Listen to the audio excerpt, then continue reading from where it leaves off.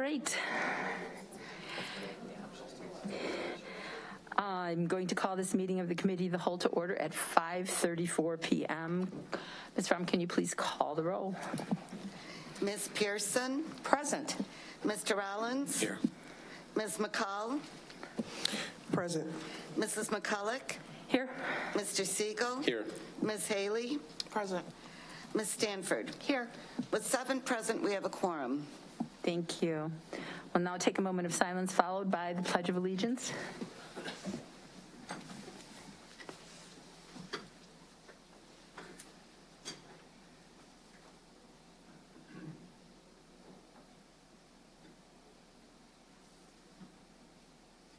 I pledge allegiance to the flag of the United States of America and to the republic for which it stands, one nation, under God, indivisible, with liberty and justice for all.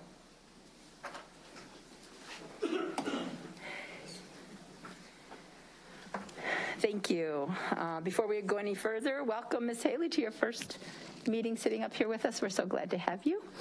I also want to thank Connor. Is Connor back there? I saw Kathy, so I'm going to say thank you, Kathy. Bayer, she's working behind the scenes to produce the board's broadcasts via YouTube live stream and Channel 20. I'd like to welcome the Superintendent Student Advisory Council representative this month from East High School is Jocelyn Manasmith. Close? Nope. How about, well, that M.A. Mana Smith. Can you help us with it, please? It would be Mana Smith. Oh, instead of Mana. Okay. My emphasis is on the wrong syllable, right? Okay, thank you for that, and thank you for being here and for the next 2 meetings that you're going to attend, and we'll hear from you at the end of the month. Looking forward to that. I do want to remind everyone on the board that we'd like to hold our questions until after each of the presentations. We have first on the agenda the meeting minutes from December 6th, which you would have had a chance to review prior to this. Has anyone any recommendations for changes, corrections, or additions? Seeing head shakes.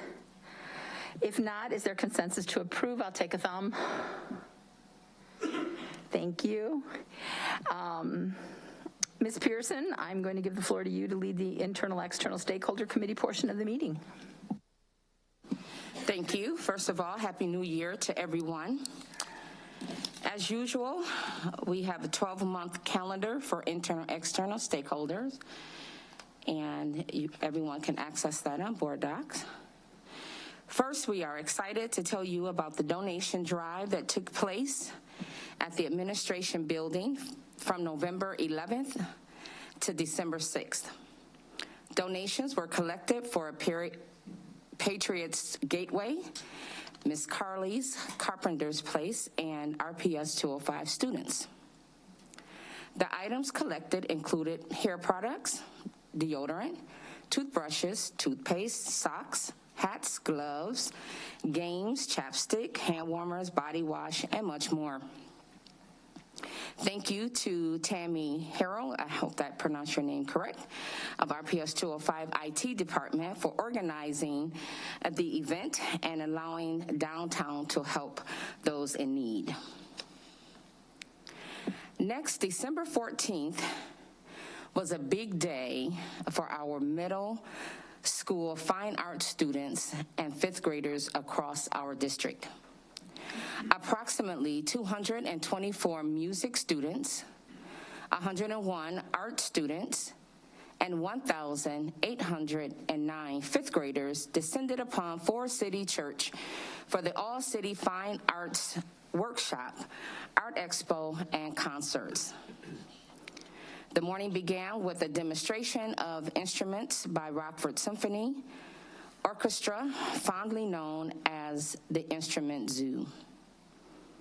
This allowed our 5th graders a chance to see and hear the instruments they can choose to play in middle school. The rest of the day consisted of workshops for the middle school art and music students, and presentations by the director of the district-wide marching band mariachi band and choir. The evening culminated in an art expo, orchestra, choir, and band concerts. What an exciting day for our students and their families and friends. Thank you to Rockford Symphony Orchestra, our fine arts teachers, and all the volunteers who made this extraordinary event, helped this extraordinary event take place. This week's top item on 205 Vibe was RPS 205 teachers agreed to 4-year contract. We're just so happy that they did it. I'm going to say it over and over and over. Our featured broadcast is Families Helping Families at Summerdale Early Childhood Center.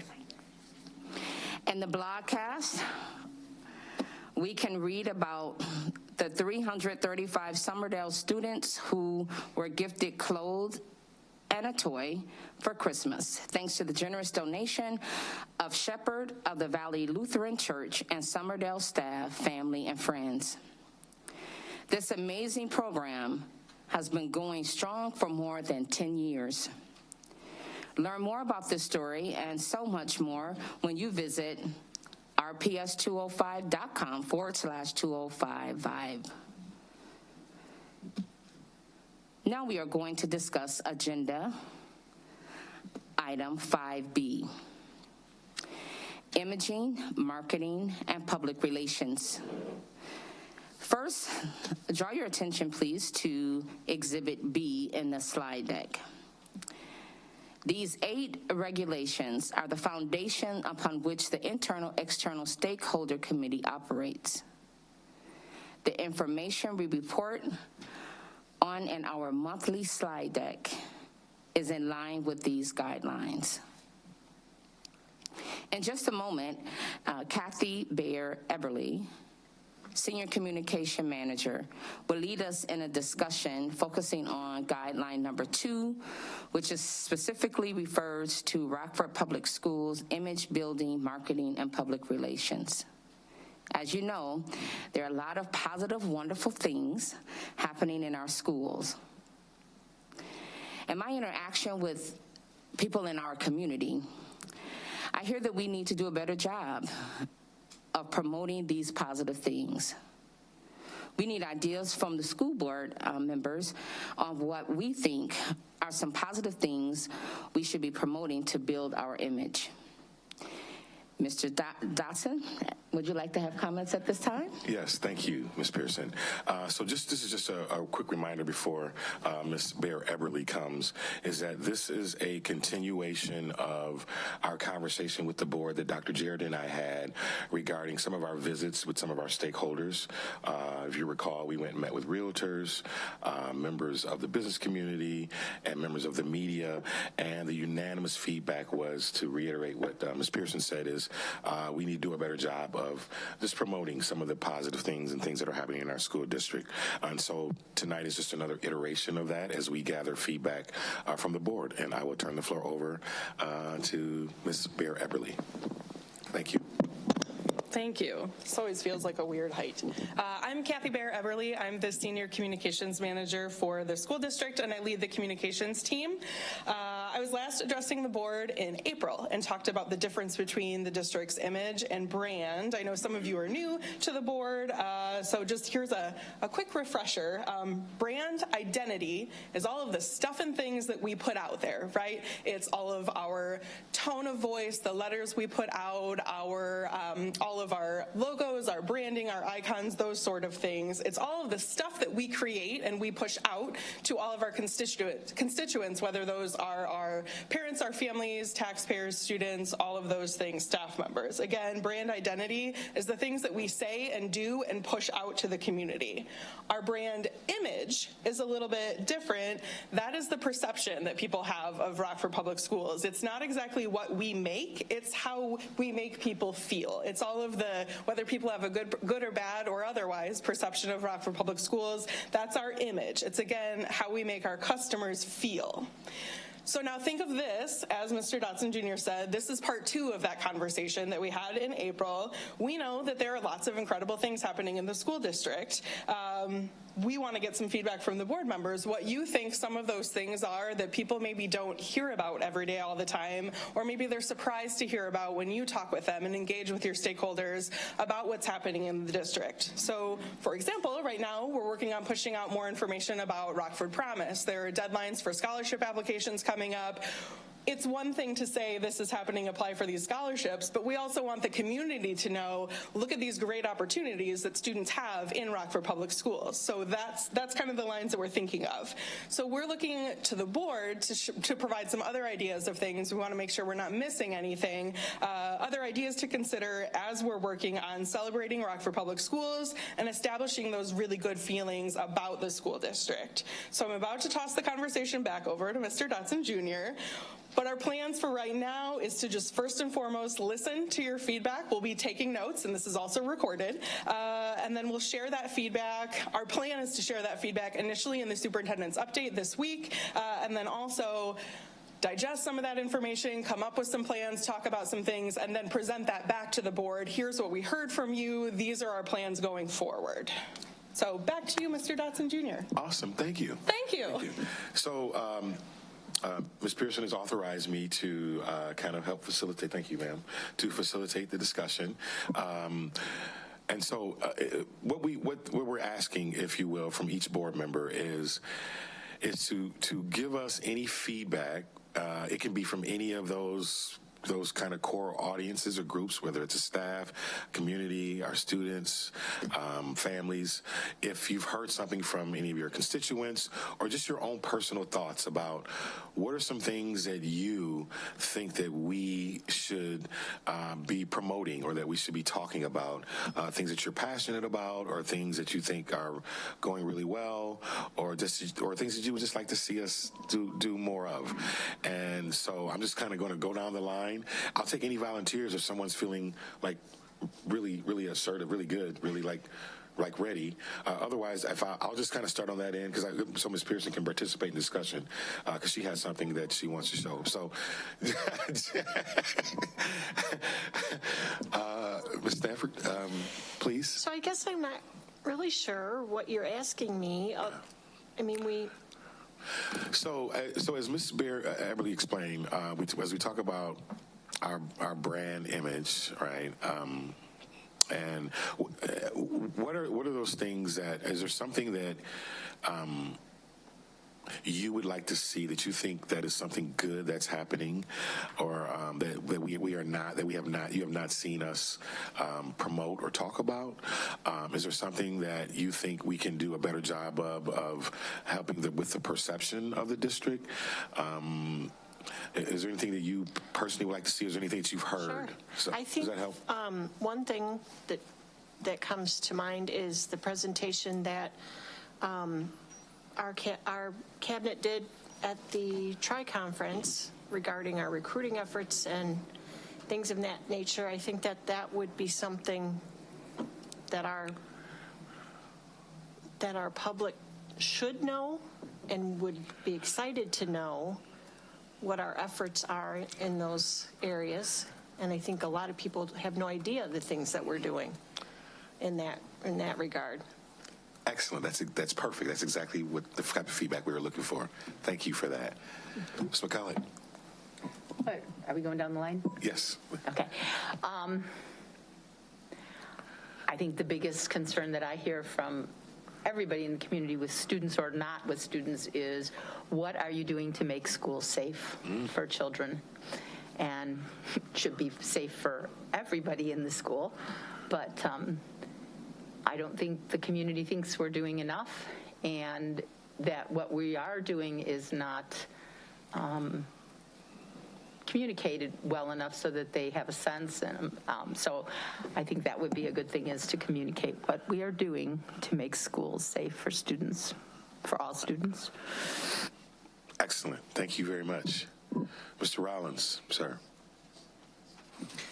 Yeah, I'm just trying to think of. So, certainly a few years ago, I was hearing that we were doing too good of a job of communicating good things, and that we weren't really weren't recognizing the fact that we had a lot of progress that we needed to make. Yep. And so I do think that you have to be careful about this. It doesn't mean we shouldn't be getting good news out there. So one thing that I'd totally forgotten about until you raised this topic, but I know that earlier this year, sorry, it's pretty early this year, earlier in the school year, somebody had mentioned to me that, there's these school ranking websites out there that the public uses. I don't know that I've ever used one, that ranked Marshall Elementary as one of the top schools in the country, top public elementary schools in the country. And I had passed that on to the administration, but I don't remember, us doing anything with that information. Thank you. Thank you. Ms. Haley.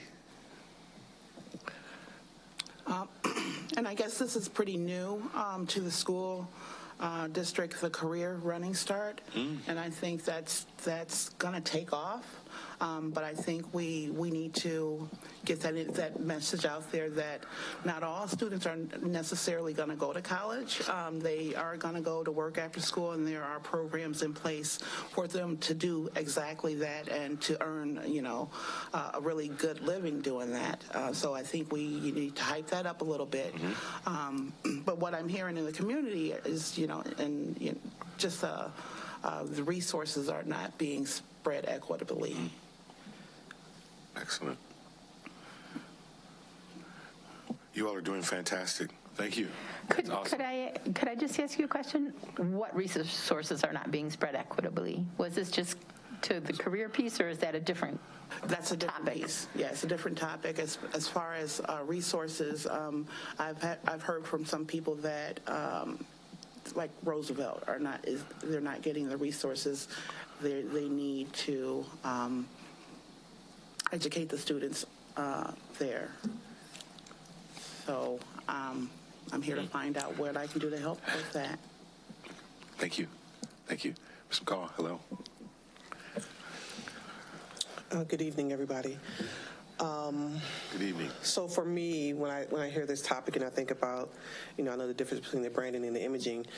As far as the imaging piece, I think, like Mr. Rollins said, it's a fine line about too much information and too less information. However, and you guys are doing a great job of, I get the peach jar, all that stuff, 35 texts a day, whatever. That with one child. So I mean, that's fine, all good and fine, but for those parents or those community members who did not have children and who do not have their emails addressed that's attached to those newsletters. How about, I see we have the media here. I know when I was growing up, we would have 1,000 commercials with the little star, the more you know. Do a little, and I'm not going to charge you guys for this, do a little, the more you know about Rockford Public School type of thing. Just put it in front of them, when they're watching regular TV or the stuff, soap operas and stuff during the day. Just make sure that, I don't know. I would like to see more of that, because it seems like all the information that we do provide, you have to seek it out, right? So you have to go to the YouTube, or you have to go to the communications page, or you have to go to the meeting to receive it. And everyone, doesn't have the capability or ability to do that. So kind of just throw it in their face with like the more you know type of things. Excellent. And that's it. Thank you very much. Excellent. Thank you. Mr. Siegel, sir. It's getting harder. Didn't have such good ideas. I guess I would tie a few of these things together, starting with Rockford Promise, jumping over to Running Start, and then going over to more persistent messaging that maybe gets into people's homes. I think the community really understands that the biggest portion of their tax bill is going to Rockford Public Schools, right? So, that's always a sensitive issue. But if we could turn that into a conversation about the investments Rockford Public Schools is making, not only in the students, by being so supportive of Rockford Promise, by offering so many varieties of Running Start programs, it's not just a matter of being able to get some college credits while you're still in high school, but now we're working towards certifications for careers that kids can have right after school. Those are not just investments in the kids, those are investments in the community, because these are going to be people who will become employees, they're going to become property owners, they're going to be people who spend money, they're going to become part of the tax base. But these are real investments that we are making, and being able to find some sort of a cogent and persistent messaging behind that so that people can understand what their tax bill is an investment in is not in Rockford Public Schools, but it's an investment in their own community. And we have a way of saying this is going to be a real, tangible asset for you. And we're also trying really hard to educate your kids. So that's the thing that I would really love to see, like great aspiration. Excellent. Thank you very much. Thank you. Ms. Pearson. Yes, thank you. This is really good feedback. Yes. And you all are taking notes, correct? Yes, we are. Awesome. Copious. Awesome. So, there's, I can't agree more with the fact that we overshare the positive things, as we should. No one wants to focus on the negative and have those crucial conversations and those difficult conversations. I'm a firm believer that despite a topic that may be deemed negative can always be approached in a positive way to get positive outcomes. So a couple of things, and this is one of the reasons why it's so important for board members to go beyond the boardroom and engage in even visiting schools, just showing our face and offer some support and remind administration and teachers of the job that they're doing and how much we appreciate them. That's really important. Every now and then, we understand that this is a volunteer role, and many of us have full-time jobs, but this is kind of what we signed up for. So every now and then we have to plug in, an additional sacrifice to be present in our communities and really hear feedback from our constituents. So in terms of some things that people have shared with me in the community is they seem to feel that there is a barrier to access in terms of getting programs into schools or working with administration.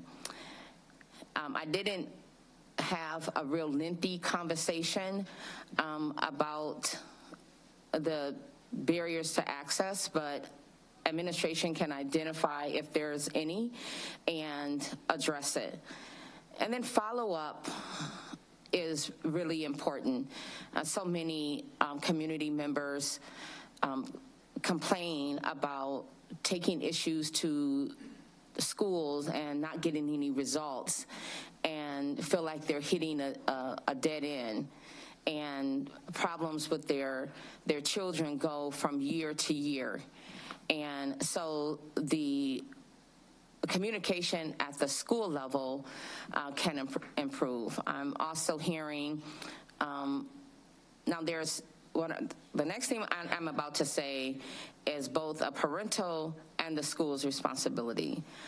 Just when I was out in the community most recent, I had a parent share with me a concern. And I asked her if she knew who her child's counselor was, and she did not. So I encouraged her, of course, that is one of the things you want to find out first day of school or soon thereafter. And there's also a responsibility on our school counselors to put forth an effort as well and not wait until the 11th hour when something has blown up to reach out to the parent. So I share with both the parent, you have to reach in as well and be accountable to some extent regarding that matter. Next, so I move around a little bit in my sub-district. Are you still? Yes, I'm not. Okay. I'm not. Okay, good. Okay, I'm just. I do have the largest sub-district, right? Just lots of feedback is what I'm saying. Sure.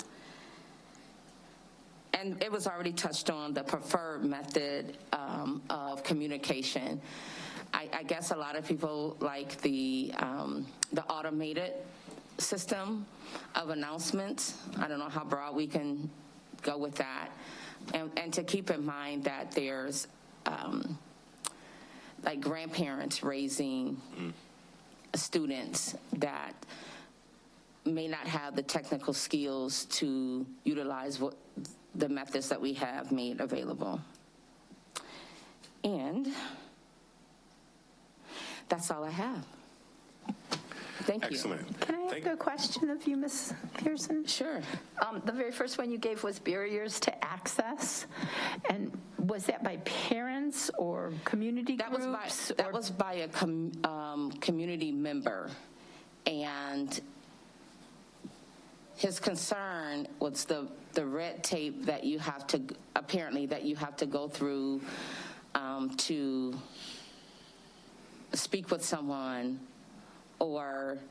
and along those same lines, there was another concern in regards to staffing, in that there's very little room for growth. And if there is, say, for example, a shortage in this area, but an opportunity here, the opportunity is overlooked because there is a need in that area, and an employee may not be given that opportunity to move forward because of a need. So, as I stated, I did not go into a lengthy conversation with the gentleman who was concerned about the barriers to access. I'm sure that will come up in the very near future, but he just felt like the opportunity of becoming a part of the team at RPS 205 was very limited. Okay, I just asked because we've had that conversation about the community groups that have wanted to work in the school during the day. I think we've done that on the floor. So I wasn't sure if it was that, where as compared to, just parents not being able to get what they needed. So thanks for your explanation. Sure. Awesome. So I just want to say thank you. Thank you, board members. That was very, very helpful. We really appreciate that. Thank you very much. And so I will turn the agenda back over to Ms. Pearson. Thank you, Mr. Dotson. Next, we're going to discuss item 5C, community engagement. For this, for this discussion, we are focusing on Exhibit B guidelines 5, 7, and 8 regarding involvement outside of the boardroom. Our committee has taken, has been tasked with helping to find the best ways for us as a board to engage with key audiences, our families, staff, and community.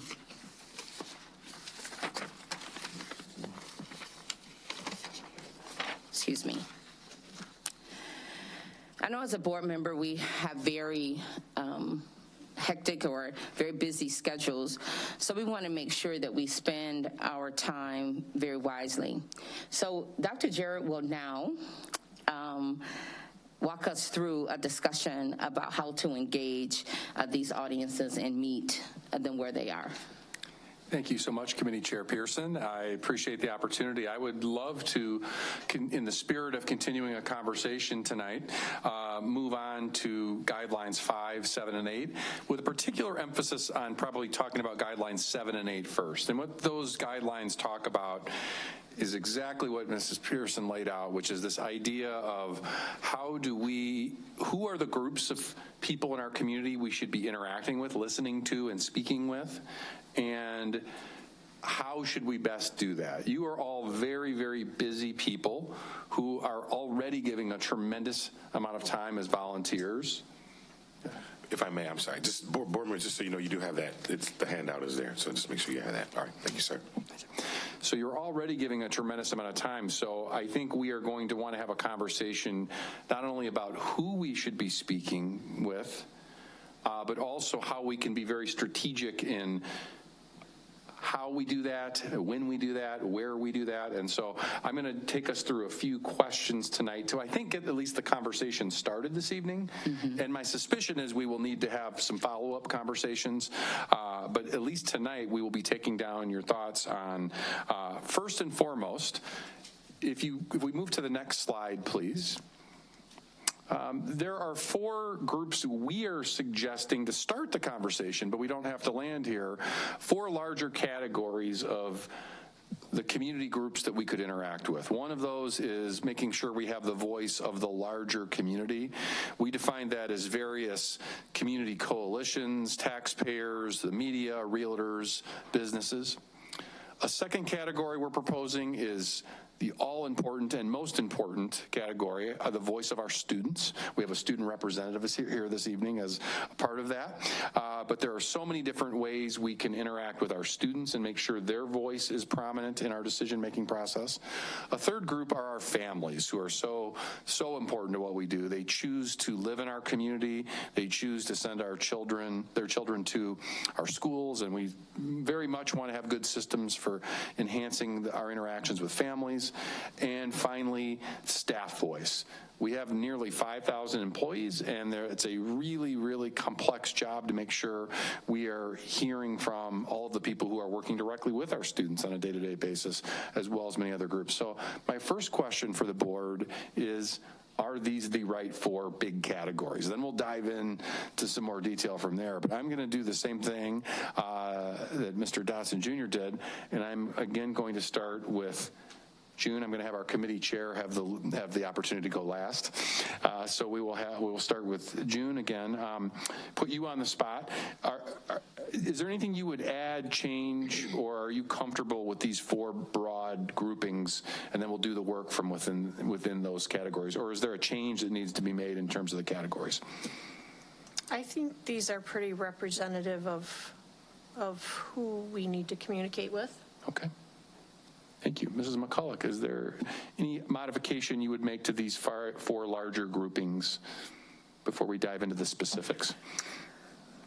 So the staff voice is all staff, all the way from the nutrition services all the way through to the superintendent. That's right.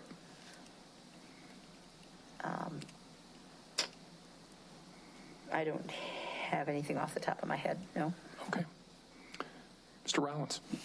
Nope, this looks pretty comprehensive.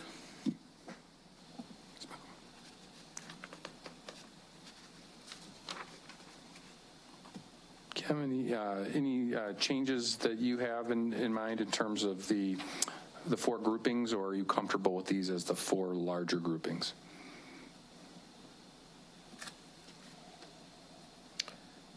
No, I'm good with this. This is good. Okay. Ms. McCall, any changes you would like to suggest for the groupings? I've been reviewing this for a little while now, and to me, it still kind of seems like there's a group of people that we're missing, like the average everyday citizen who's not going to their neighborhood meeting, but they still have students in, Is that something we should add a 5th category, or should we highlight that group underneath community voice? I'm not sure where to put it. Okay. Maybe community voice. Okay. But kind of that disengaged. It's still, I feel like there's a population that we're still missing that deserve to have their voices heard as well. Thank you. As far as the student voice, athletic events, expo, it seemed like maybe we can increase some type of, maybe like during their lunch hours or something. Or to me, it seemed like it's too broad because the Academy Expo is only for the 9th graders, right? So you're still missing a population of students. Let's see, family nights. other than that, I think it's pretty good. So you're comfortable with the larger groupings, but we've got work to do, and you're anticipating the next part of the activity, which is we're going to dive in within these categories. Right, to break it down. And so you've gotten us started on a couple great thoughts already there. Thank you. David, anything that you want to see changed or added in those big categories?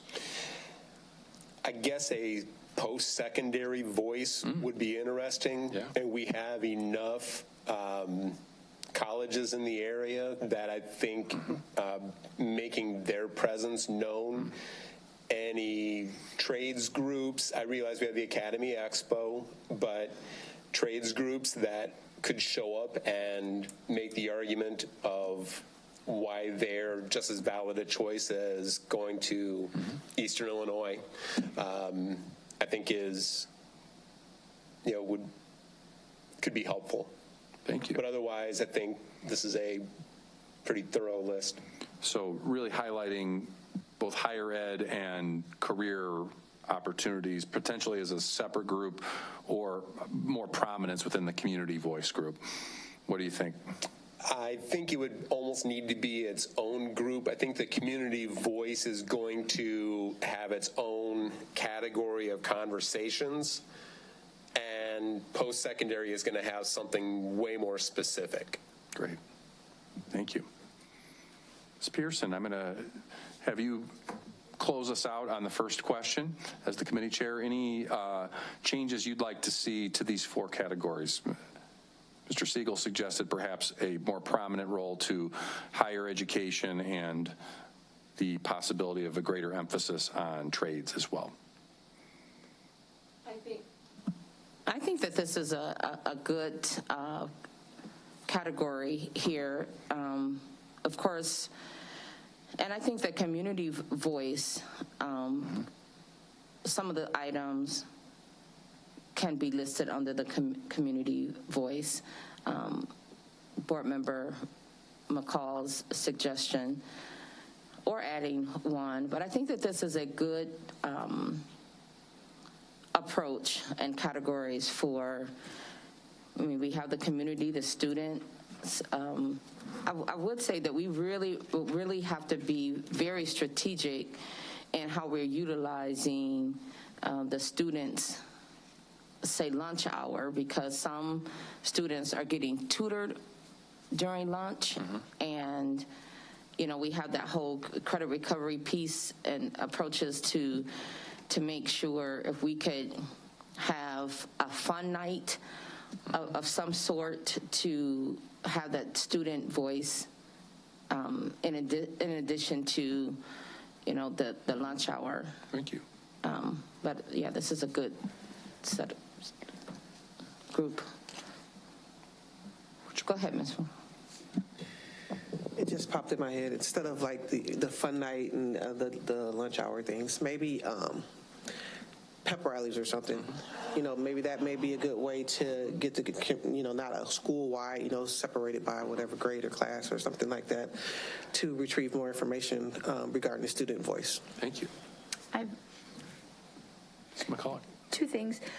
I guess if I was going to add that fifth category based on Mr. Siegel's conversation, let's call it what we're calling it, and that is college and career voice. Yes.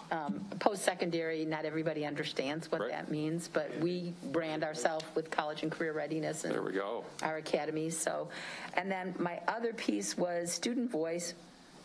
You had the student, the superintendent. I'm sorry, Ms. McCulloch. I'm writing it down. Would you say that first part again? I'm sorry, but about college and career readiness. Oh, college and career voice. Oh, college and career voice. College and career voice. Thank you. And then my other piece was under student voice.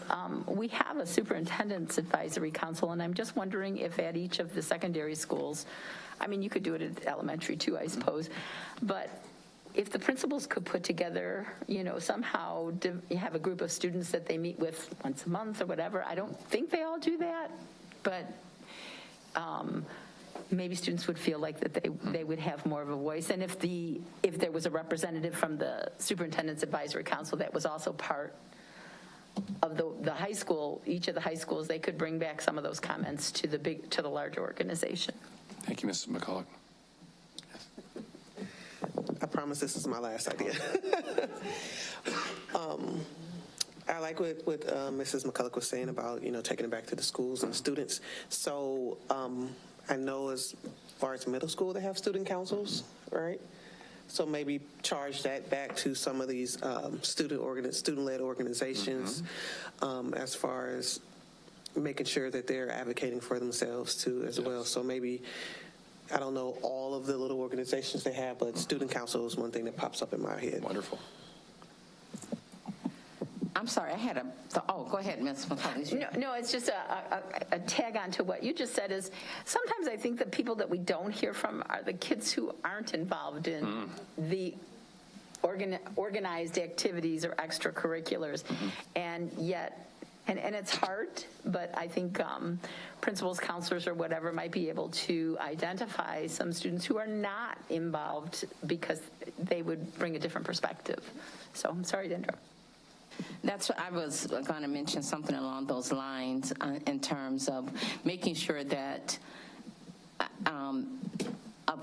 that the voices that we hear from students is very diverse and that we're not cherry picking students. I had I think she's in 5th grade at Cherry Valley, call me.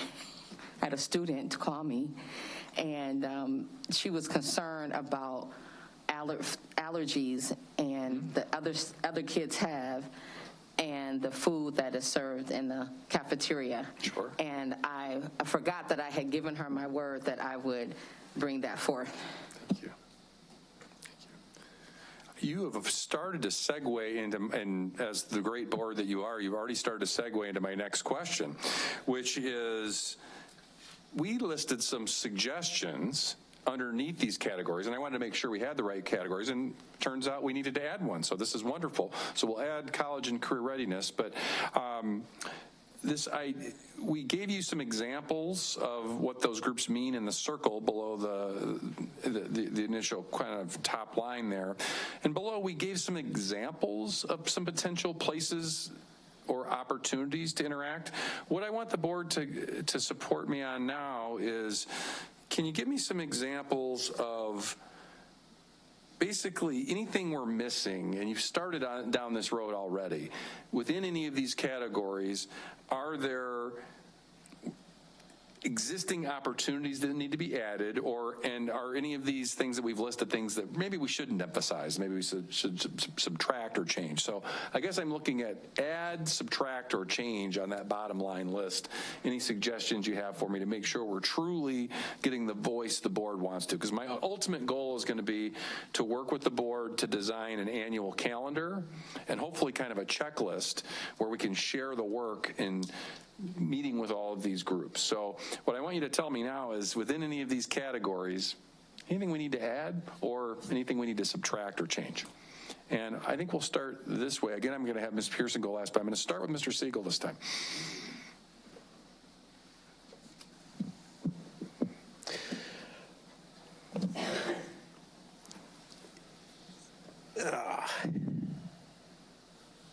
All right, I'm going to start with just probably something that's impossible. But it almost looks like we need to take whatever messaging we have to where people are, and that kind of means their homes. We already present families in the community with plenty of opportunities to be present where we are. And I think we can agree that we aren't getting the reach that way. So the alternative would be to go to where they are with whatever message we have. And that also means that's where we go to hear their voice. Thank you. Ms. McCall. I have nothing to add. Okay. Ms. Haley, as you looked at the list, anything you're seeing that would be a way we should interact with one of these groups that you're not seeing on the sheet? I've already added in, we talked about fun nights, We added in a college and career readiness category. We talked about some different ways we could meet students where they are, but any other things that we're missing in these suggested examples as we build a calendar? And I don't know if this is actually included in one of these categories, but students that are normally don't normally reach through groups or in the classroom, you can reach them at sporting events like the games. Okay. And those students that who attend the games, they don't normally or necessarily they're not necessarily involved in any groups at school. So you can catch a lot of those that are not involved in stuff at sporting events or. Right. And built into that answer, and I've heard this from multiple board members, and I just want to, is we want to make sure we are not just getting the students who are easy to find and talk to. We also want to find those students that maybe are a little more difficult. Multiple board members have said that, and I think that reinforces. So athletic events may be a way we can find them. Thank you. Mr. Rollins. Anything you would add, subtract, or change on our kind of starter list there? Maybe I'm not clear on what the list is. Are we talking about board? I am talking about speaking. We are talking about places. At this point, we are talking about places where board members can interact with these groups. Right. Okay. And there's some suggested items on the bottom, and then on the next page there's some suggested items on of where those could fit into a calendar. But I want to make sure we've got all the right stuff on there before we start making a calendar.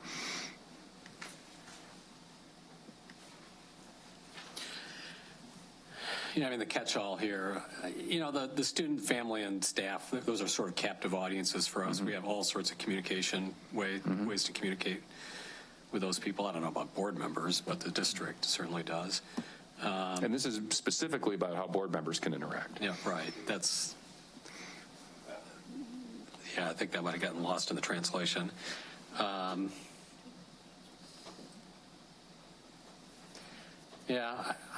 don't really have anything to add other than just say, the problem is I don't think people really get together and meet much anymore. Yeah. I think the pandemic killed it off, but I don't think it was entirely the pandemic. I think it was sort of dying out before that. I don't think there's as many neighborhood groups that meet regularly as there used to be. I don't think there's really even as many chamber business events, roundtable discussions. I mean, there used to be like Downtown Rotary Club. I don't know if that exists anymore. You can name off these groups that existed 20 years ago, and they don't really, I don't know how often they meet. And those groups used to actually sort of approach us and ask us, if somebody would come and talk to them, and nobody's coming and approaching us anymore. So I think to the extent that we want to do something like this, we may have to be more proactive on our part in identifying groups that are out there that actually do get together and talk, and the groups might be less formal and more informal than they used to be. It might just be informal groups of people that get together and talk on a semi-regular basis, and see whether they're interested in having a board member come and talk to them. So I guess that's my only input, is we may actually have to be a little bit more proactive in identifying what groups are out there and who wants to hear from us or who wants to engage us in a conversation. Excellent point. What I'm hearing, Mr. Rollins, is there's not a real readily made kind of calendar events out there to the extent there used to be. So we will have to potentially either build some new systems or do a much better job of finding the existing systems to make sure board members have those efforts. And you're speaking specifically about some of the challenges with the community group in particular. Right, because like I said, we have avenues we can identify for students and family and staff, because we already have communication channels with them, and we have events that we put on. It's the community that I'm a little more concerned about. Thank you. Mrs. McCulloch.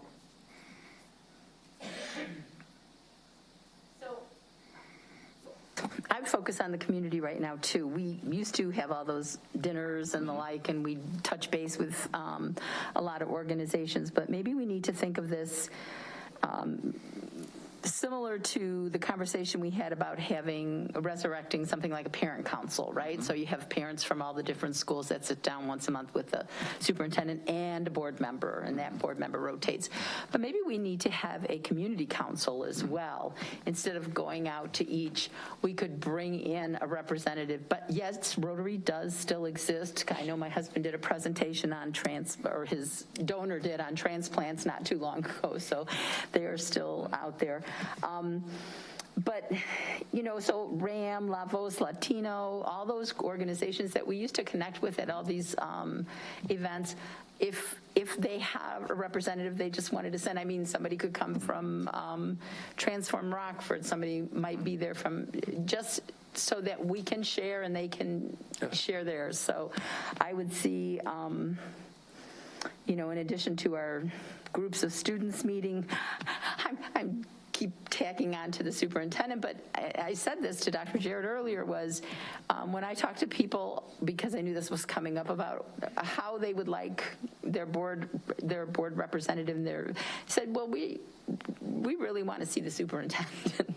And so I don't mean to add to your, but I do think that it is most significant if there is also a board member with you. It can't just be your job alone. One area I'm not seeing churches. I think that, I don't know if there's still a council, but I think that is an important group. And then, of course, if you do the post-secondary piece, I would guess you could get together. I see, for time management, instead of everybody going to separate meetings, I see bringing these groups together, because of, just like we feed off each other and the ideas that we have, others would as well. So, RVC, Rockford University, NIU, I don't know what level you would do that, but I could see that as being, part of the career, have some of the union, maybe the trade piece, also representative, but and obviously, I don't know if, somebody from the community that, I don't know if it's, from the mayor's office, the city, the council, Winnebago, but what do we do to connect, not behind the scenes, but right out front with our political, right. There's a large chunk of the district that is not city. I live in a pocket, and there are others around. So the Winnebago County, as well as, and we might get in. I would include in that any governmental groups that have to do with politics, because I would like to see somebody from the sheriff's department there, or the police department, because they can all have a conversation, because our students are living in that community, but also are engaging and may grow into situations in there. So thank you. Great list there. So lots of opportunities for that community voice as well as that post-secondary voice. Thank you, Jude. I guess just a couple of things. PTO groups at different schools could be under the family voice. And some of the community groups that we get at our meetings on a regular basis would probably be a good choice. Thank you.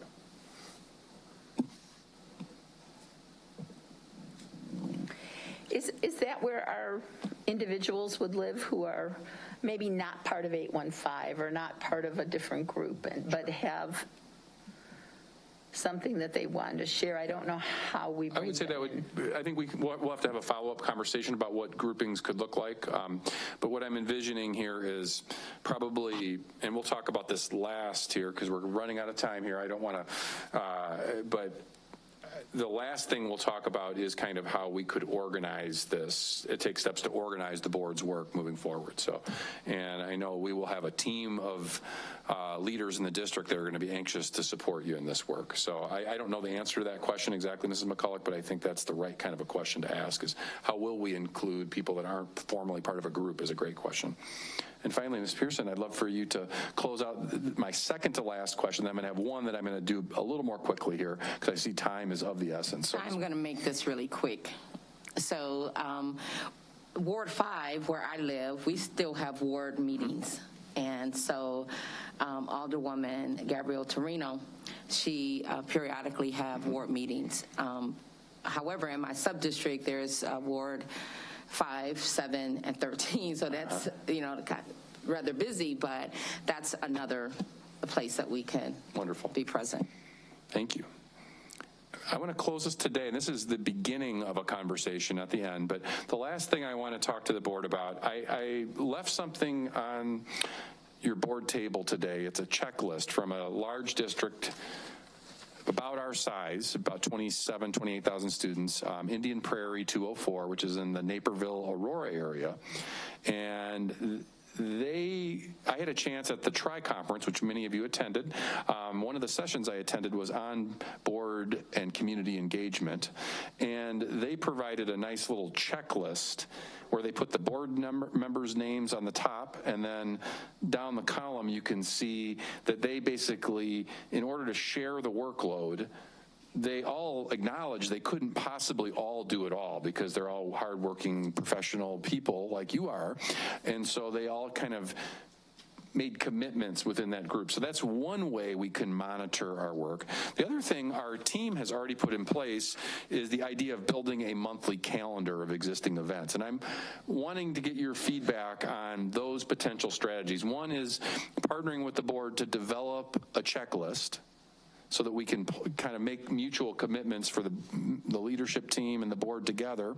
And two, something like a calendar of events so that we can keep track of all of the opportunities that are available. So I see that as potentially the next step of the work, is to work with the board, to have our team build you a calendar and also build a checklist based on the things you want to commit to. So I wanted to just open it up, if it's okay with Board Chair Pearson, just get kind of, is that the next step? And if it's not, what should we be doing? Today I had 3 objectives. One, I wanted to make sure we had the right categories, and we added one.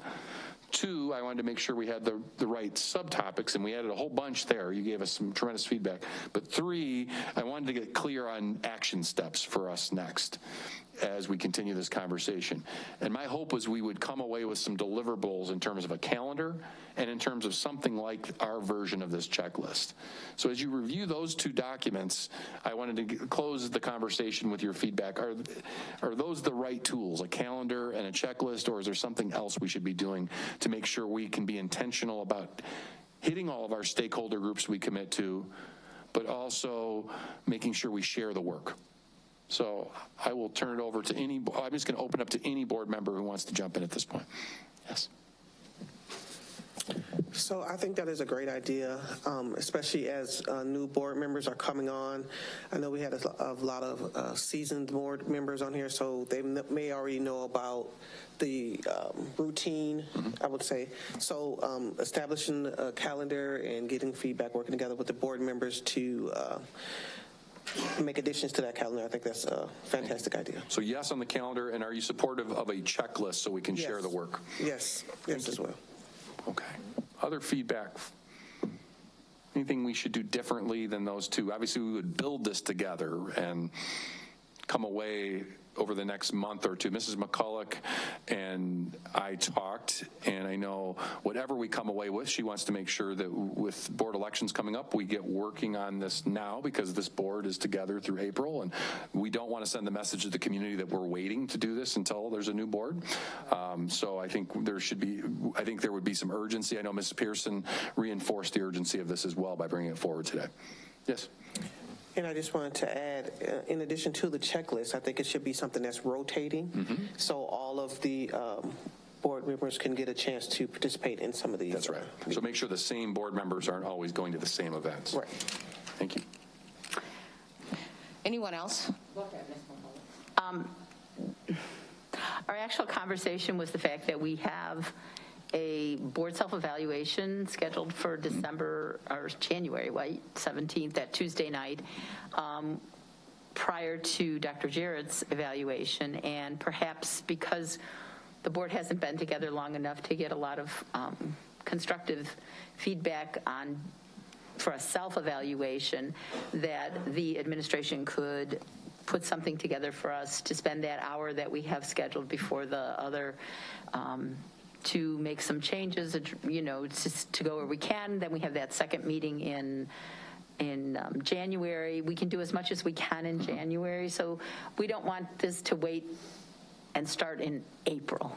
If we can get things in place, it can be changed, it can be improved, but if we could get something going for February, at the latest March, that would be helpful, unless any board member really wants the self-evaluation, which I'm happy to organize. Ms. Holy said we are not required, it is a choice, and so if you guys don't mind pivoting and doing this for a short period of time before that instead. I see nods. Okay, thank you. I think this is a very, very good discussion, and it is much needed. And I think that, it's always good to write the vision and make it plain. And I think that this is a really good example. And as it was previously stated, we definitely want every board member a part of this engagement. And I think that would send a very strong message, and to continue with consistency with it, even going forward. And I'm confident that as some new board members come, that they will be on board with this as well. Wonderful. Dr. Jarrett? Yes. I just want to clarify, so for planning purposes, the 17th will no longer be used for self-evaluation? For the first We are making that decision as we speak. Okay, because I just want to make sure that we are keeping our open session discussions for open and not as a part of that closed session meeting. Right. Yeah, this would be an open session topic for sure. And then we can move into closed. Yeah. And I think what we would do is either continue this at next month's, we would do some work in the meantime to bring a draft back to the board at the February Committee of the Whole meeting, or Mrs. McCulloch has offered up adding a board work session in open session prior to the closed section superintendent evaluation, to clarify what you're saying. I think that, we could either get going a little early on this in open session on an extra meeting on the 17th, or if the committee chair is open to it, we could dive into this as for most of the next month's committee of the whole meeting in February. I think perhaps we could come back with a pretty strong draft for the board to operate from, and we could work at the committee chair at the committee meeting as well. Those would be the two options Mrs. McCulloch and I discussed, and we'll be happy to help with either. Thank you, Dr. Jarrett. I think that the continuation of this is really important. I just need another 3 minutes to conclude this. It won't be very long. Any board members object to that? I know I'm over time, but this next segment is quite You can blame your superintendent for that. My apologies, Ms. Pearson. Thank you for some wonderful feedback from the board. Much appreciated. Thank you. So next I want to bring these examples to the board to tie back into the two discussions we just had.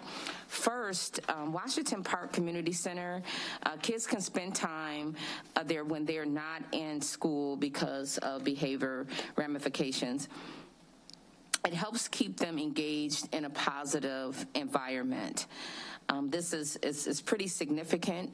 We have to keep our schools safe, and when situations come up where they have to be removed for behavior ramifications, they have a safe place, a positive environment to go and receive additional help.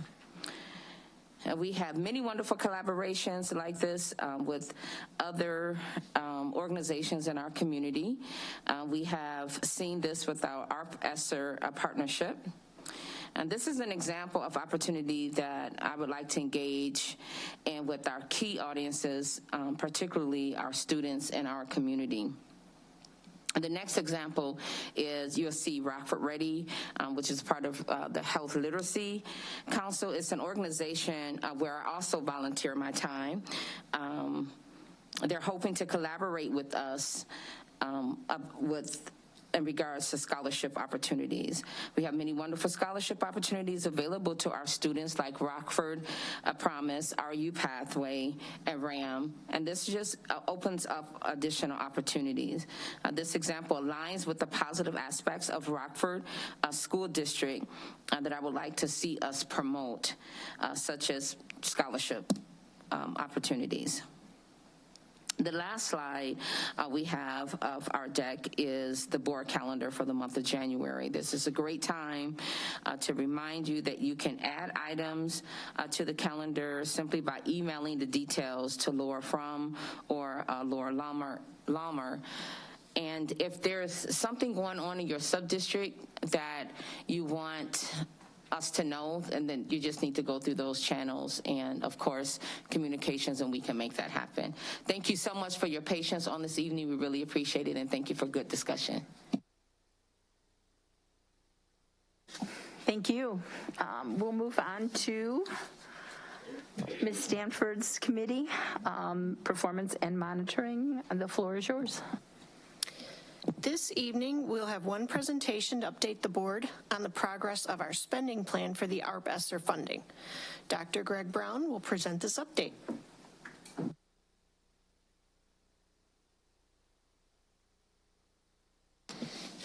Okay, good evening. I don't know if they're going to pull it up or not. I think you guys probably have it on your screen. Let me help them out here. Let's get Okay. your calendar back here, bro. All right. Good. Earl, I'm telling you. Best dressed man right here. I don't know if you guys caught the picture of him in his red jacket there, you know, handing out gifts. He was definitely Santa. So, just a little background on this one as they're pulling it up. So, we did get 3 separate allocations of money from the federal government when the pandemic started. And so what we're going to walk through tonight are these 3 tranches of money that were provided from the federal government, and then talk to you a little bit about how we've been spending the money. So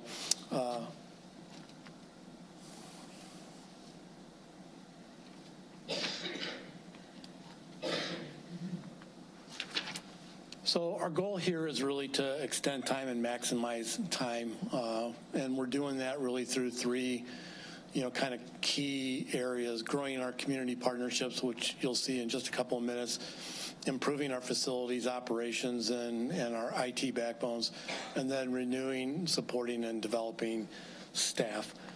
The amounts that we're going to talk about are year-to-date amounts. Those are through 11/30 of this year. And basically what we do is we provide a 6-month update to the board. So these are semi-annual reports. The first one is just a quick summary of the 3 buckets of money that we got. The first you can see is the CARES Act money that was released right away in March of 2020, $11.6 million. What they called then the ESSER 2, which was the second round of funding, $67 million. And then ARP ESSER, which was the last pocket of money, and that was $155 million that was awarded to the district. The CARES Act, the first one that we talked about, was really all how are you going to respond to the pandemic. And so you can see there that the vast majority of that money that was spent was for instruction. A lot of that was related to technology purchases to get the students, able to respond in a one-to-one setting, when they were actually sent home. The second bucket of money, the ESSER 2, you can see there's more categories that were really involved in this one. A lot of it was, again, digital type things that we did. And then we really had a big focus on starting the facilities work. And you'll see this not only in ESSER 2, but also in ESSER 3. The vast majority of the spending is really going to go towards air quality improvements in the buildings. ESSER 3, you can see there, again, a lot of these breakdowns. The thing that is really important to note on this slide are the asterisk amounts, and you'll see a note there on the bottom that says includes mandated learning loss components of $36 million. So this was a new feature in the federal grants. The first 2 grants did not have anything that was tied specifically to mandating learning loss. The ESSER 3 money that came out, the ARP ESSER, did have a specific set aside where money had to be spent for learning loss, and you do have to be able to spend that $36 million in order for us to spend all the money on the facility improvements. So we are working diligently on that right now, and this is a little bit more detail of the $36 million and how it's going to be, how it's been allocated, and then how it's been spent to date. So you can see there's really, 6 big buckets. The charter schools actually get their cut of this one, and then the vast majority of that is going to be on instructional supports in the buildings. We do have a nice component for social and mental health support. Transportation is another one that we've been talking about, the community center learning support, and then professional development for our staff. So those are the big buckets there. You can see we spent about $4.8 million of that right now.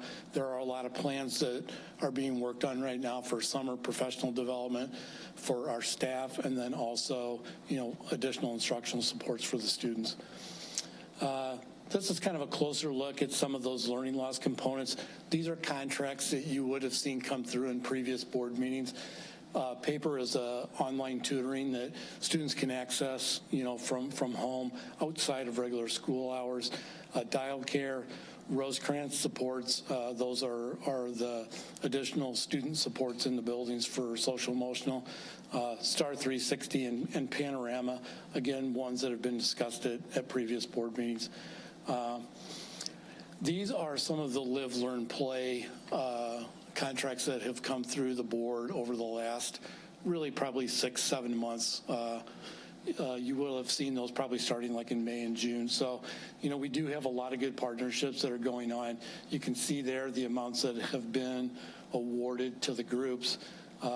We're giving you an estimated amount of the students that are served, on a weekly basis there, sometimes in total for the programming, the amount that we spent to date. And you can see that most of these programs, they serve pretty wide swatches of the entire community. This, again, are more of the programs that we have out there. A lot of community partners that we're working with right now. So the total for the community partners so far is about $4.775 million, and there are still some additional ones that will be coming forward in the future. So we've spent about 10% of that to date. You'll see a lot more of that coming through really through the rest of this school year, and then another big chunk that's going to come through this summer on those. Another part of our strategy was seeing what we could do to get students vaccinated early on in the pandemic. So we had 6,384 individual students that got vaccinated. We gave out about 12,900 plus or minus gift cards so far. The reason that those numbers aren't one-to-one is that some kids actually were able to go get like a second dose and even a booster dose. And so kids got them for doing that as well. So we did a really good job pushing out the gift cards with the vaccination. Again, we were trying to make sure that in-person learning was as safe as it possibly could be. So air quality strategy, this is really a big focus of the ARP ESSER spending plan, and then also the ESSER 2 spending. We really have been working on air quality, in the buildings. You can see what the focus is there. Largely getting, HVAC upgrades into all the buildings. When we're done with this, all of the buildings will actually have air conditioning. So it's been a big lift to get to this point. You can see what the project schedule is.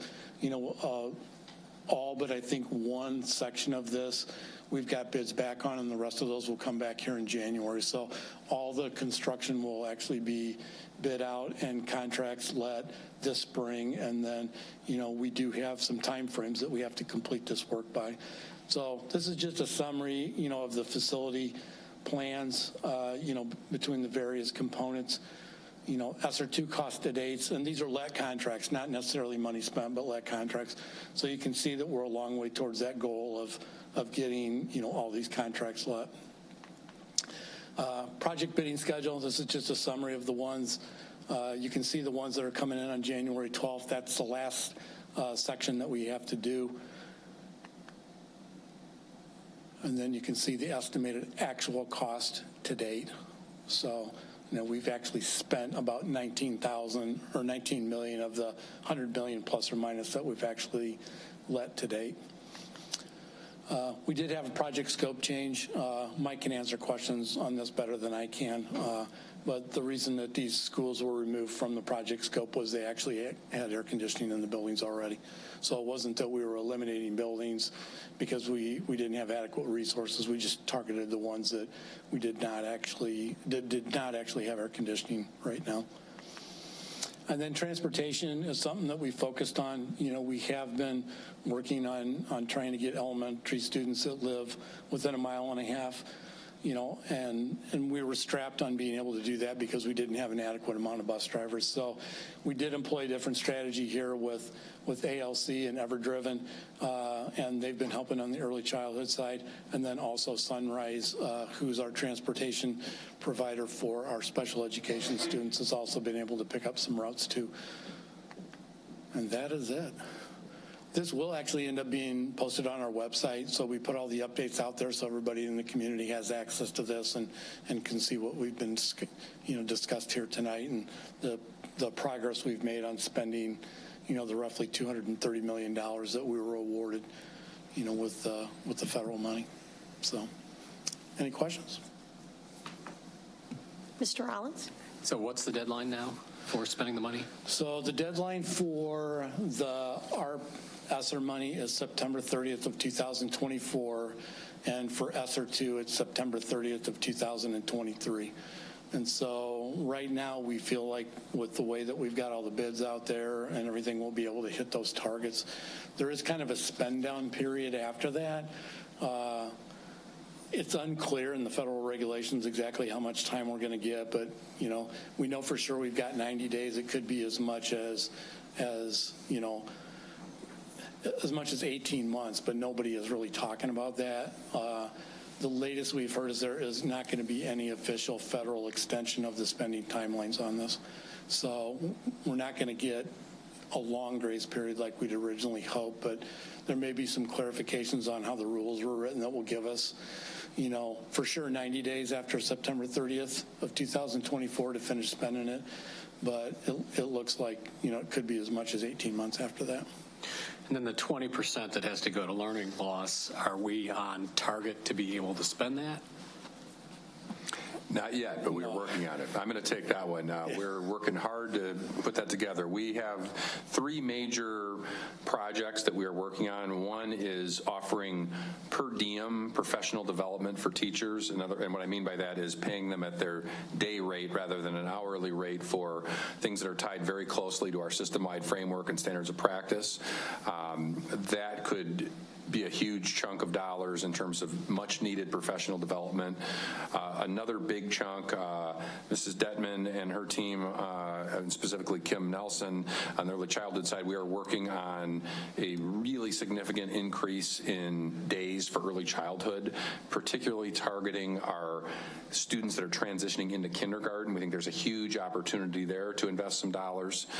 So those are 2 of our probably biggest streams. The other thing we are going to continue to offer to buildings will be the ability to run extended time, particularly in the elementary day, but that would take a staff vote, so I don't think that's one we can count too heavily on. But I do think the professional development and early childhood streams are going to be very fruitful for us, but we are going to continue to find opportunities. Mrs. Detman, anything you would want to add to the list there?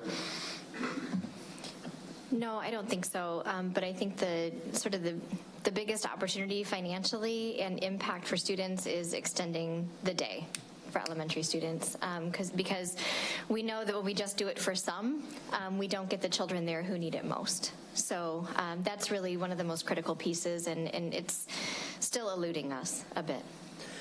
So if we're successful in spending the 80%, which we seem to be more on track for, but we don't hit that 20%, what actually happens then? So they said there's a clawback on that, but I don't know whether it would actually happen or not. I don't think there's any way to know for sure until... We are going to find a way to spend that money, though. Yeah, we are very targeted in that, Mr. Rounds. We will get it done. I mean, but we've really got to step on the gas. Yeah. Mr. Siegel? Thank you. You had mentioned that, and because for a lot of this, we've spent about 10% of the money.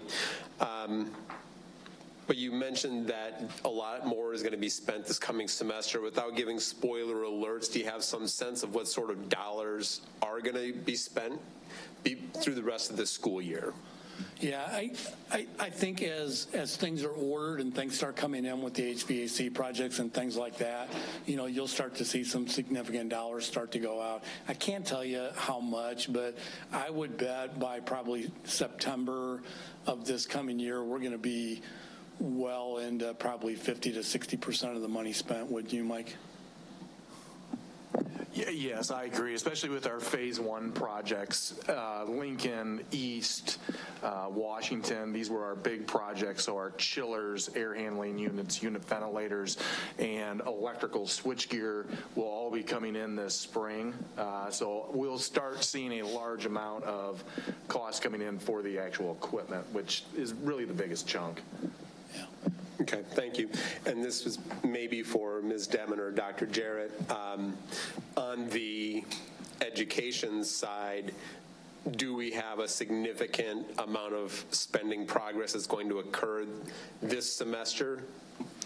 And if so, do you have a sense of what those dollars are going to be? No, the contracts that have come through are the ones that were there in the presentation, and those have been spent, and they have a plan, for each year through the summer of '24. The big spend for this year will be the extended time for early childhood. So we're hoping to offer pretty near to a year-round experience for our up-and-coming kindergarten students, and that will be sort of the big chunk. That would be roughly about $500,000, $600,000 this summer and again next summer, with potential to be closer to about $700,000 if we can really fill every seat and fill every staffing position, which will be the challenge for the summer, because we want to offer full day to these children all summer long. So that's really where the big spend would come in. But in terms of all the contracts, those have been accounted for. This is really all about now time and expanding time. I would just add that professional development will be a huge opportunity for spend.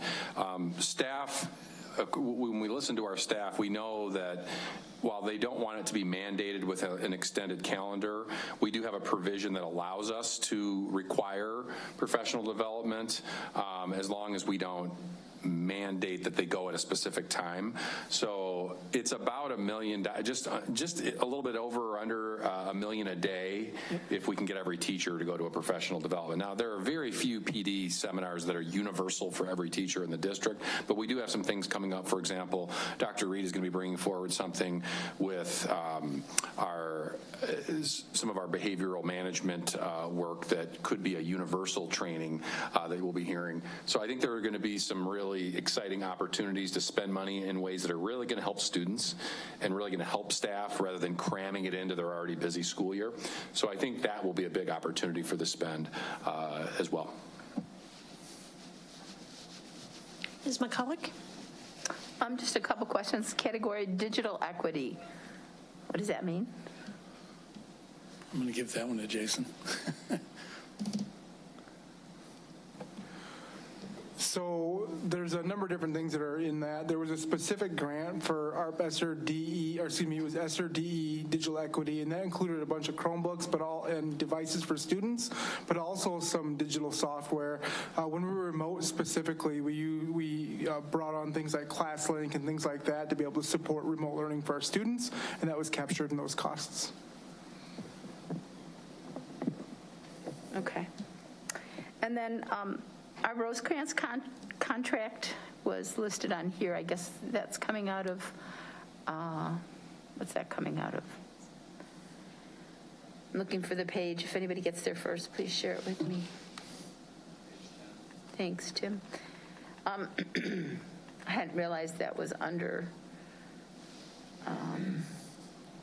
so that's almost $2 million, which it appears, according to this, that we have only filled 13 of the 16 slots, right? And the 14th is coming up, if I'm reading that correctly. Yes. SAP stands for?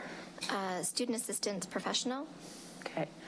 And Are those only in the secondary schools? No, those are district-wide. District-wide, and there's 20 of them. 16. Oh, I'm sorry, 20 schools, I apologize. And so they're just not out there? I mean, Rosecrans is just not able to fulfill their part of the contract?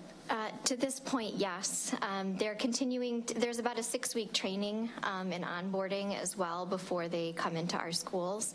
And at this point, it's been open, and we're 13 of 16, but we're certainly not full yet. Student assisted professional. It's actually a BHSAP, Behavioral Health Student Assistant Professional. Assistance Professional. BHSAP. Okay. So there's a program, I don't know if I still have it, but where we can get our paras to become behavior technicians, registered behavior technician, a paraprofessional certification in behavior analysis. Have we looked into that? I mean, we're not filling all our needs, so I'm just... Yeah, no, we haven't. Are you familiar with it? I'm not. So if you'd like to send it my way, I would certainly look into it. I'll send the link that Sure. someone sent me, but it just talks about, taking paras and elevating, just kind of not like our LEAP, but sure, in a different direction. Sure. So, thank you. Thank you. Are there any other, sorry, Ms. Pearson? Yes, and speaking of the paras, so can we be strategic in terms of giving paras an opportunity to be compensated with these funds? I believe we include, Matt, did we include paraprofessionals last summer? Yes, we did. I mean, we were pretty comprehensive, from bus drivers to nutrition service workers, paraprofessionals. If it aligns with the system-wide framework, we're including that in our per diem or hourly, depending on the contract rate for professional learning. Paras would have the opportunity to potentially do professional development, as well as a number of early childhood paraprofessionals could participate in that extended summer program for early childhood as well. Okay, thank you. Any other questions? Okay, our final item would be the preview of consent agenda for our next 2 meetings. There's quite a long list. I'm not going to read through them all. Does anyone have anything they'd like to discuss?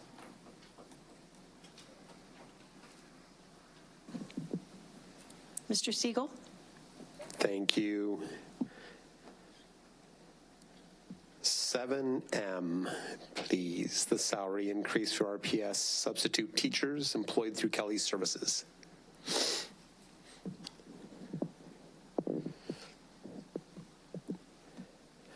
I'm assuming we got somebody who's going to... Hey! All right. Oh, man. I keep hitting the wrong thing. I'm old.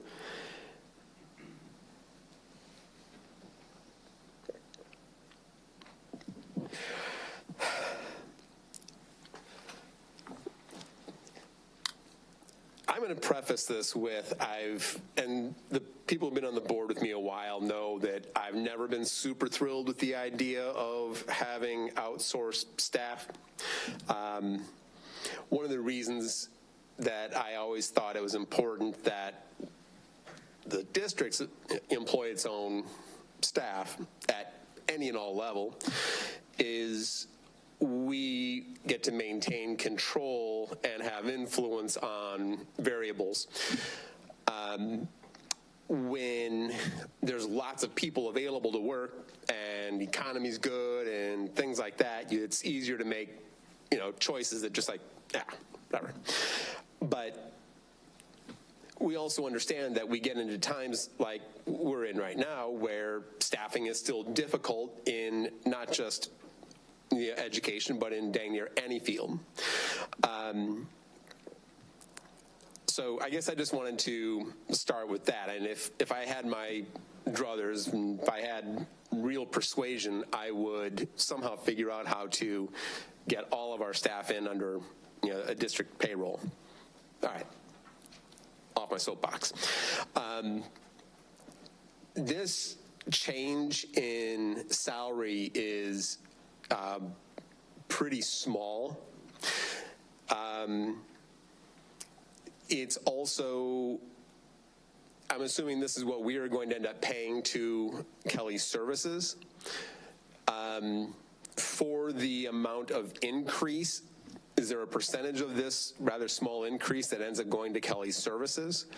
And okay, I'll go with that question first. Yeah, Kelly Services contract, so they picked up the Insight contract, which when they purchased that about 3 years ago, the Insight company that we worked with. Right. So their contract, it's a 30% upcharge for what we determine is the daily rate for the different levels of substitutes. So that increase for our regular subs then would be factored into that 30% upcharge that's in the contract.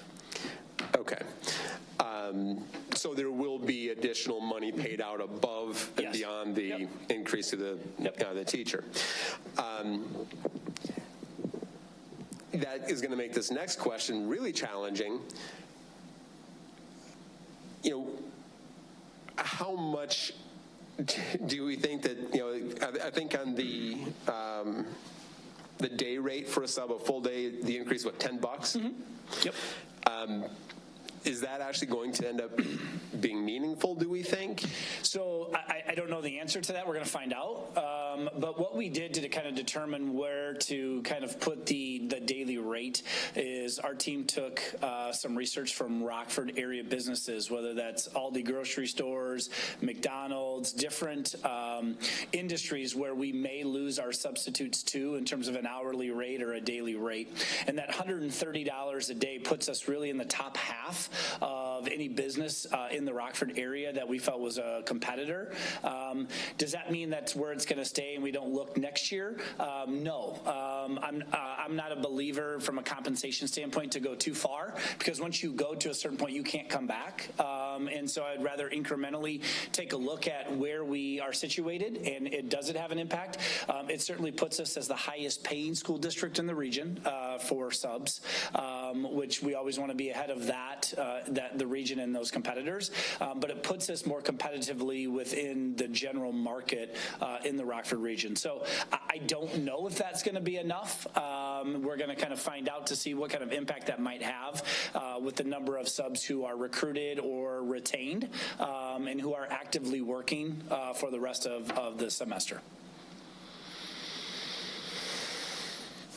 All right, well, you did put a good spin on my last questions, which is good, because I was reading that this would continue to put a gap between the pay rates of RPS 205 and area school students or school districts. My fear was we were on the wrong side of that gap. It sounds like we're on the right side of it. We're on the right side. That's good news.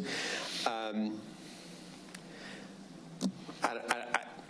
don't know. I guess I feel like the need for the staffing is pressing, and taking a small incremental step. And I will, by the way, say I 100% agree with you typically.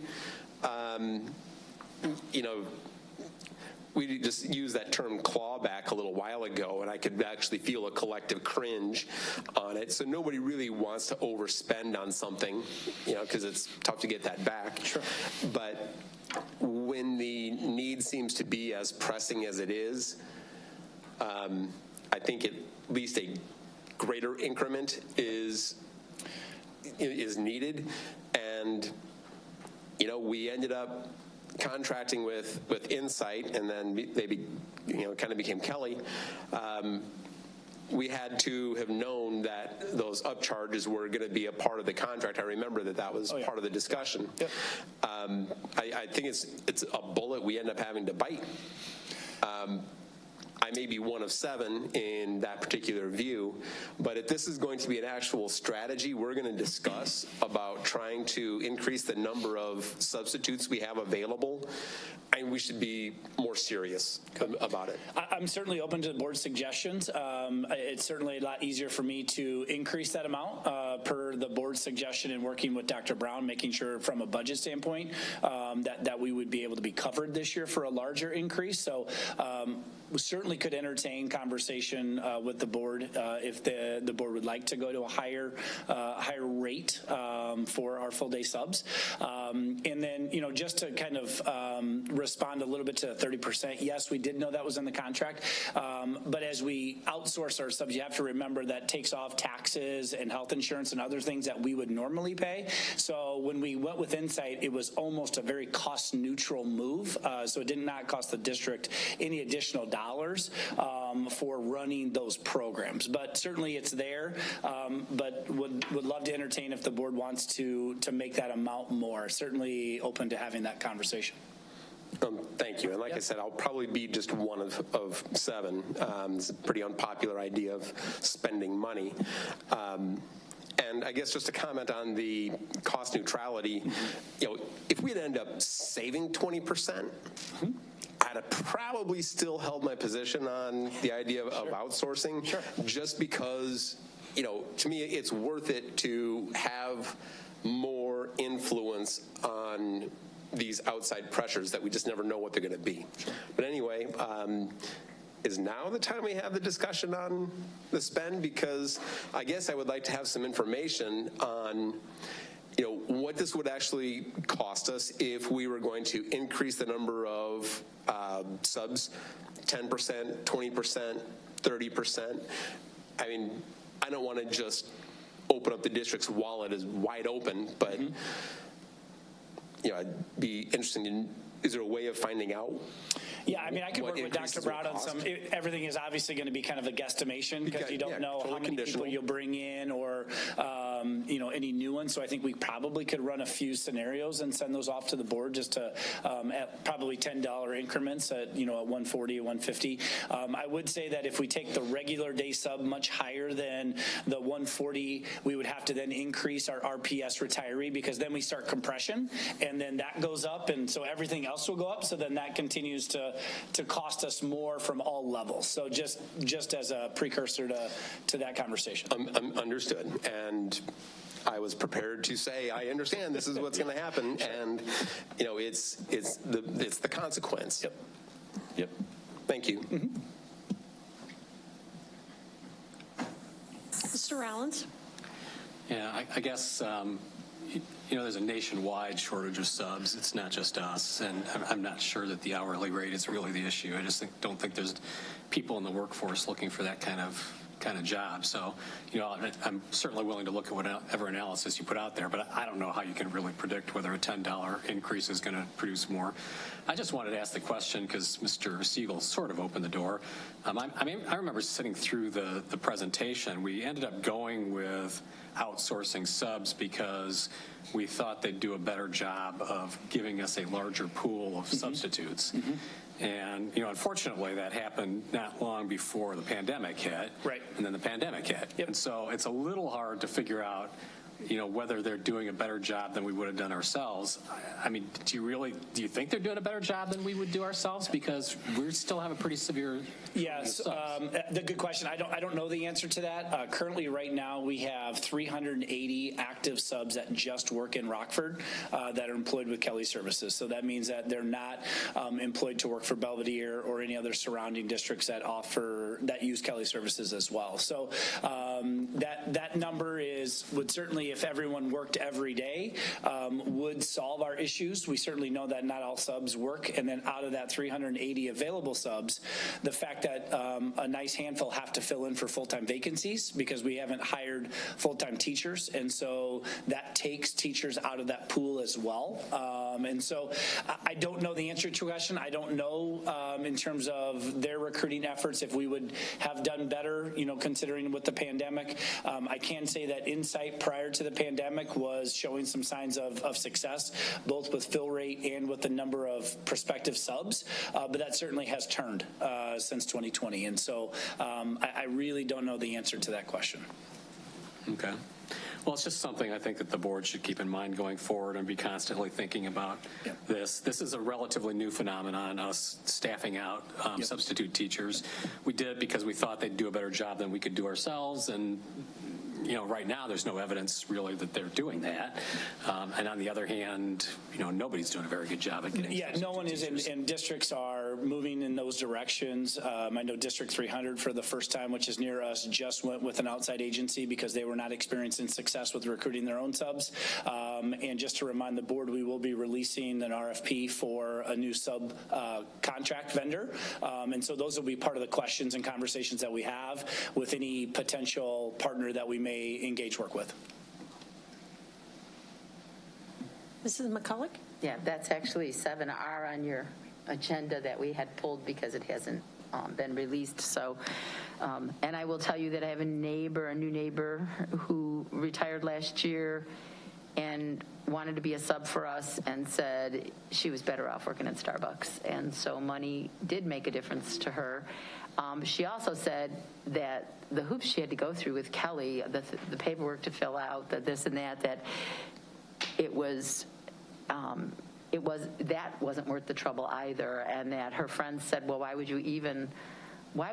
friends in the district who are also retired teachers said, why would you even do that? It's much easier to go to Harlem or one of the surrounding districts. They don't make you do as much, although you're telling me Kelly is with some of those, so I don't know how true that is, but that is the perception is my point. So by bringing it back in-house, especially if it's our own retirees, they're already in our system. That was what we heard initially when we moved to Insight was that now teachers who had retired and wanted to just come back and sub, or principals or the like, they had to start all over from scratch with this new organization by filling out all the paperwork, whereas their predecessors had said, oh, you just come in and that's all, you're already in the system, basically. So that's something to consider as we're looking to whether or not we want to take it in or out of house. My light was on for the academic calendar in part because I had received some communication from the public about our calendar. And so I just want to make sure that all the board members are aware and on board with what the proposal is. We'll just be voting on the one, right? Or are we voting on 2 years next? We'd be voting on 2 years. We're going to go both. Okay.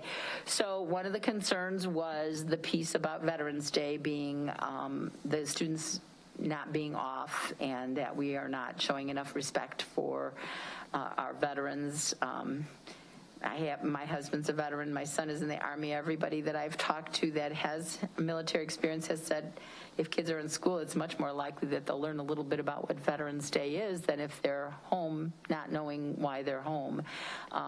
There certainly are parades and events around, but I would say to you that having been to a few of those, they're not filled with a whole bunch of students that are there to learn. Perhaps I haven't been to the right ones. The other question was about President's Day and why we don't have, and if you'll see, we've moved that into the spring break. One of the things that our teachers and our principals have said is that when you have less than a full week, the students do not do as well, especially if the day off is in the middle of the week. So I'm very supportive of moving those so that we do have these full weeks for students for learning. And if you'll notice, next year, Election Day is not off. It's only off every other year. And so, because I have a hard time with Election Day, there are so many ways for our staff members to be able to get out and vote prior to the election, on the day of the election, either by early voting or by voting by mail. So to actually take students out of school for that to happen, I don't know that the students are learning anything. And I think it's difficult for parents because the rest of the world, it's not like it's a federal holiday and people are off. But if anybody has any comments on the calendar, I just thought I'd, bring it to your attention. And we had a lot of positive feedback about having the week of Thanksgiving off. That, again, a shortened week when you only have 2 days and people travel.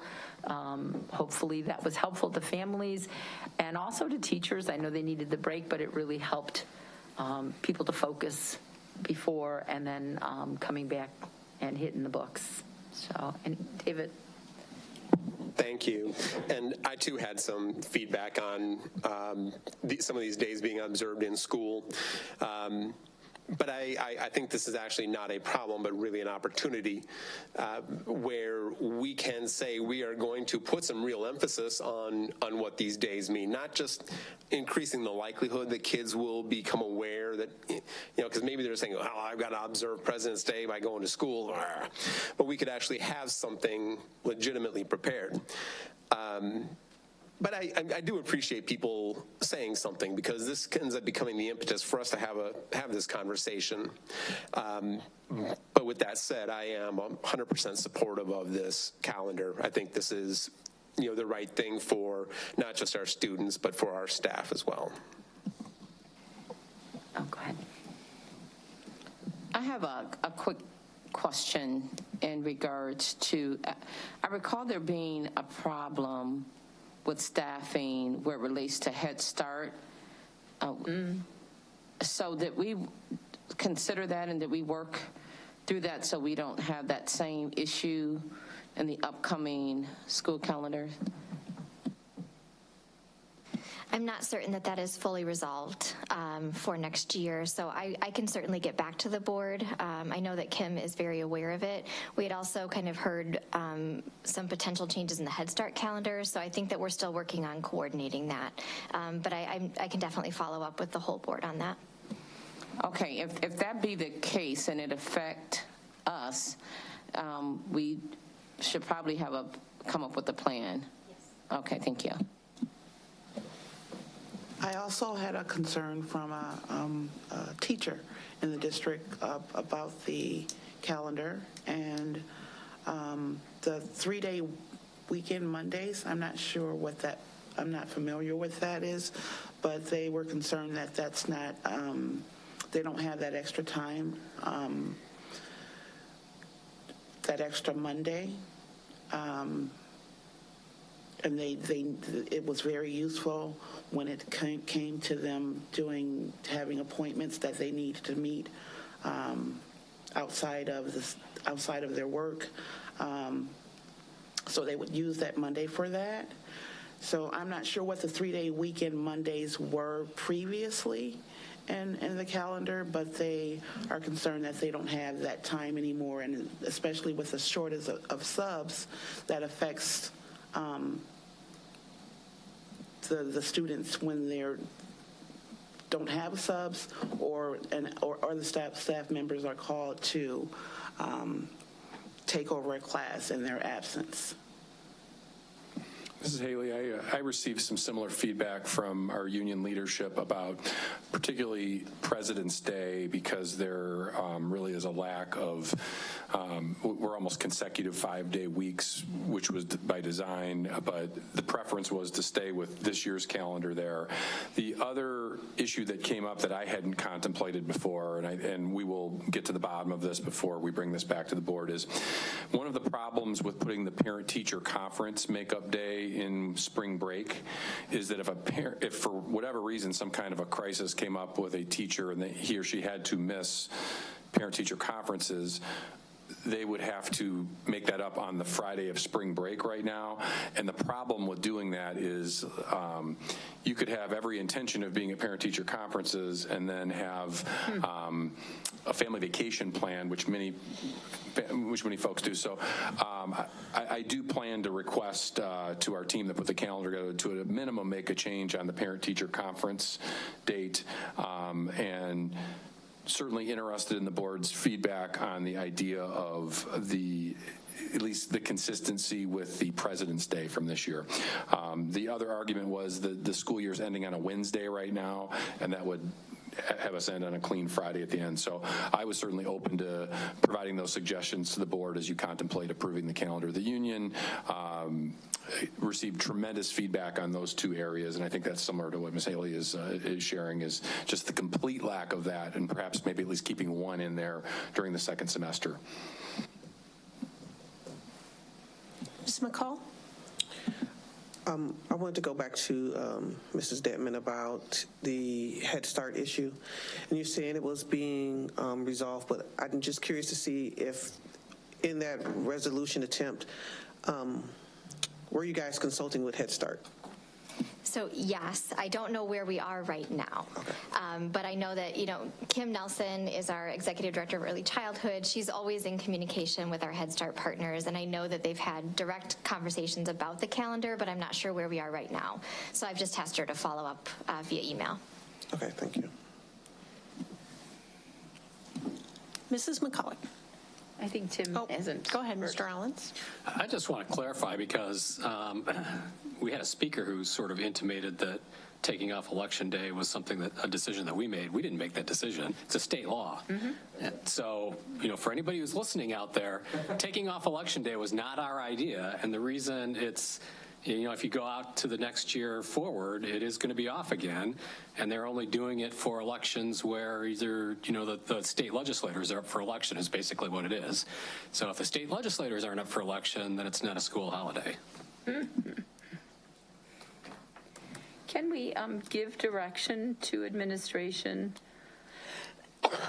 for the holidays that are recognizing, for example, veterans or Indigenous people, that there is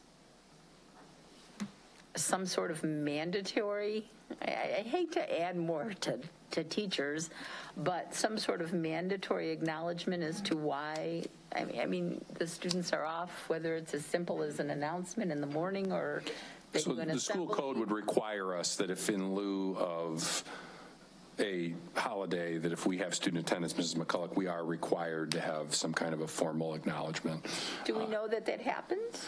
When we did that this year, we directly communicated in many different modalities with our principals and received feedback from our principals about what they did. For example, Veterans Day was one we were very intentional about, knowing how justifiably important that topic is. Not that any of the holidays that don't carry that same weight, but that was certainly one we received feedback on, and that was one where we both communicate out to principals and also receive feedback back from principals. Thank you. Ms. McCall? Thank you. I'm very curious to see with the change in the calendar of this year, if you can provide the attendance, like if parents intentionally excuse their children for Veterans Day because they want to observe it or any other day, if you can provide that information so we can see how effective these changes are, because if they, if parents are used to having, 3 days for Thanksgiving or whatever, I'm just curious to see what the comparison will be. And then once, so if a vast amount of parents withheld their child on Veterans Day, I'm curious to know what will be the effect. So you were looking at the ones that we changed for this year. For the ones that we've changed. So was there a blip in absences over what is officially Veterans Day and Columbus Day, which the state does not officially change to Indigenous Peoples Day, but and was there another one? We haven't had President's Day yet this year. It was only 2 so far, I believe. So were those the only 2? Yeah, that's a good question. Yeah. Any other questions or comments on our consent agenda items? That would conclude our report.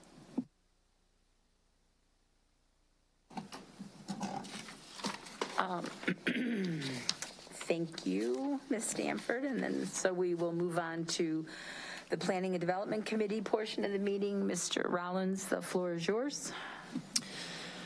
Thank you. Item A, Forefront Power Behind the Meter Solar Power Purchase Agreement. Tonight is the first read of the Forefront Power Behind the Meter Solar Power Agreement. When the district's current contract with Constellation ends in August 2023, RPS 205 expects the cost of electricity from its retail electric supplier to increase significantly due to realities in the wholesale markets and energy policies driving pricing higher. The RPS 205 Finance and Operations Departments have engaged developers to explore behind-the-meter electrical generation through solar panels to manage these price fluctuations. Tonight, Mr. Phillips and Mr. Brown will be presenting the proposal from California-based Forefront Power. Good evening. Tonight I'll be presenting a behind-the-meter solar opportunity and recommending to the board to enter into a power purchase agreement with Forefront Power. The PPA will be a fixed rate agreement for 20 years and would hedge against increasing electricity cost that we purchase from our retail electricity suppliers. This proposal was first introduced to the board in the Friday, October 14th superintendent update, and at that time I received several questions that we did respond to. One of the main questions I wanted to touch on tonight and address is why we did not complete a request for proposal for this particular project. Similar to a consortium, we leveraged RFPs completed by Region 1 Planning Council and Huntley School District 158 and identified two solar developers, Econergy and Forefront Power.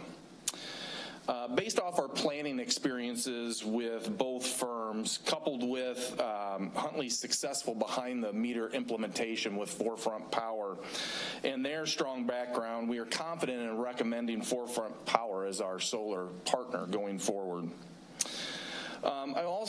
There was also a concern raised regarding installation of solar panels on our roofs.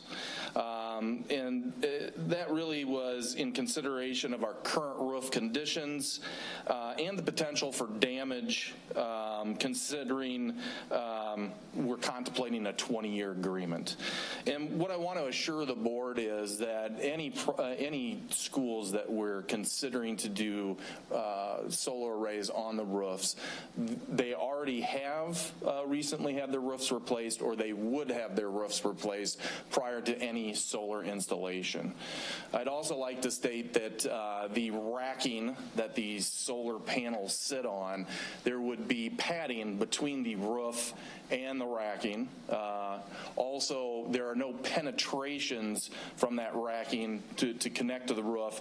They used ballasted weights that go over the racking to weight those down. So no roof penetrations. Forefront Power would also be responsible for any warranty issues that came up if the roof was damaged. It was also, hearing that concern, it was important to Greg and I that we didn't provide an all or nothing proposal to the board. So what you're seeing tonight is really two options. A mixed option, which will provide a rooftop and ground mount solution at 13 locations, and then a ground mount only solution that would be at 4 locations, but would impact 5 schools. So if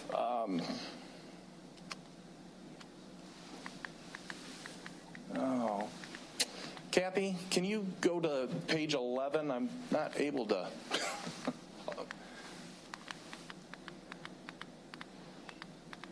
So there was 2 main slides that I wanted to touch on with the board tonight.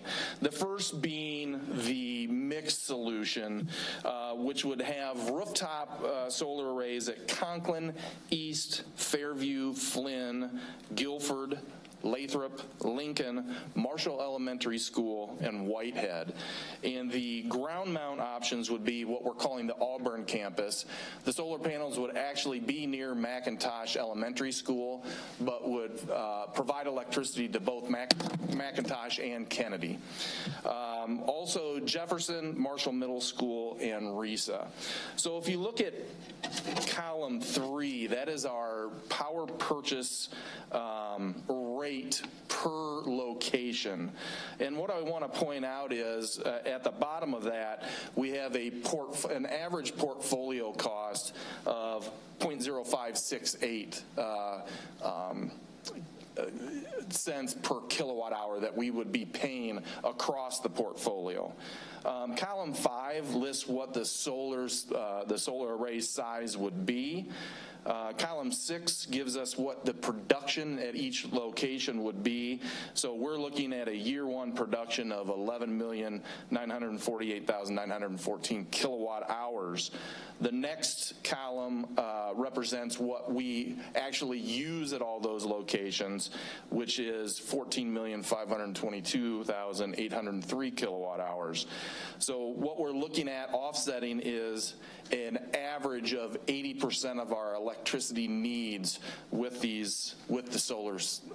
solar arrays. The other thing I'd like to point out, over this 20-year agreement, there is no escalation in the PPA rate.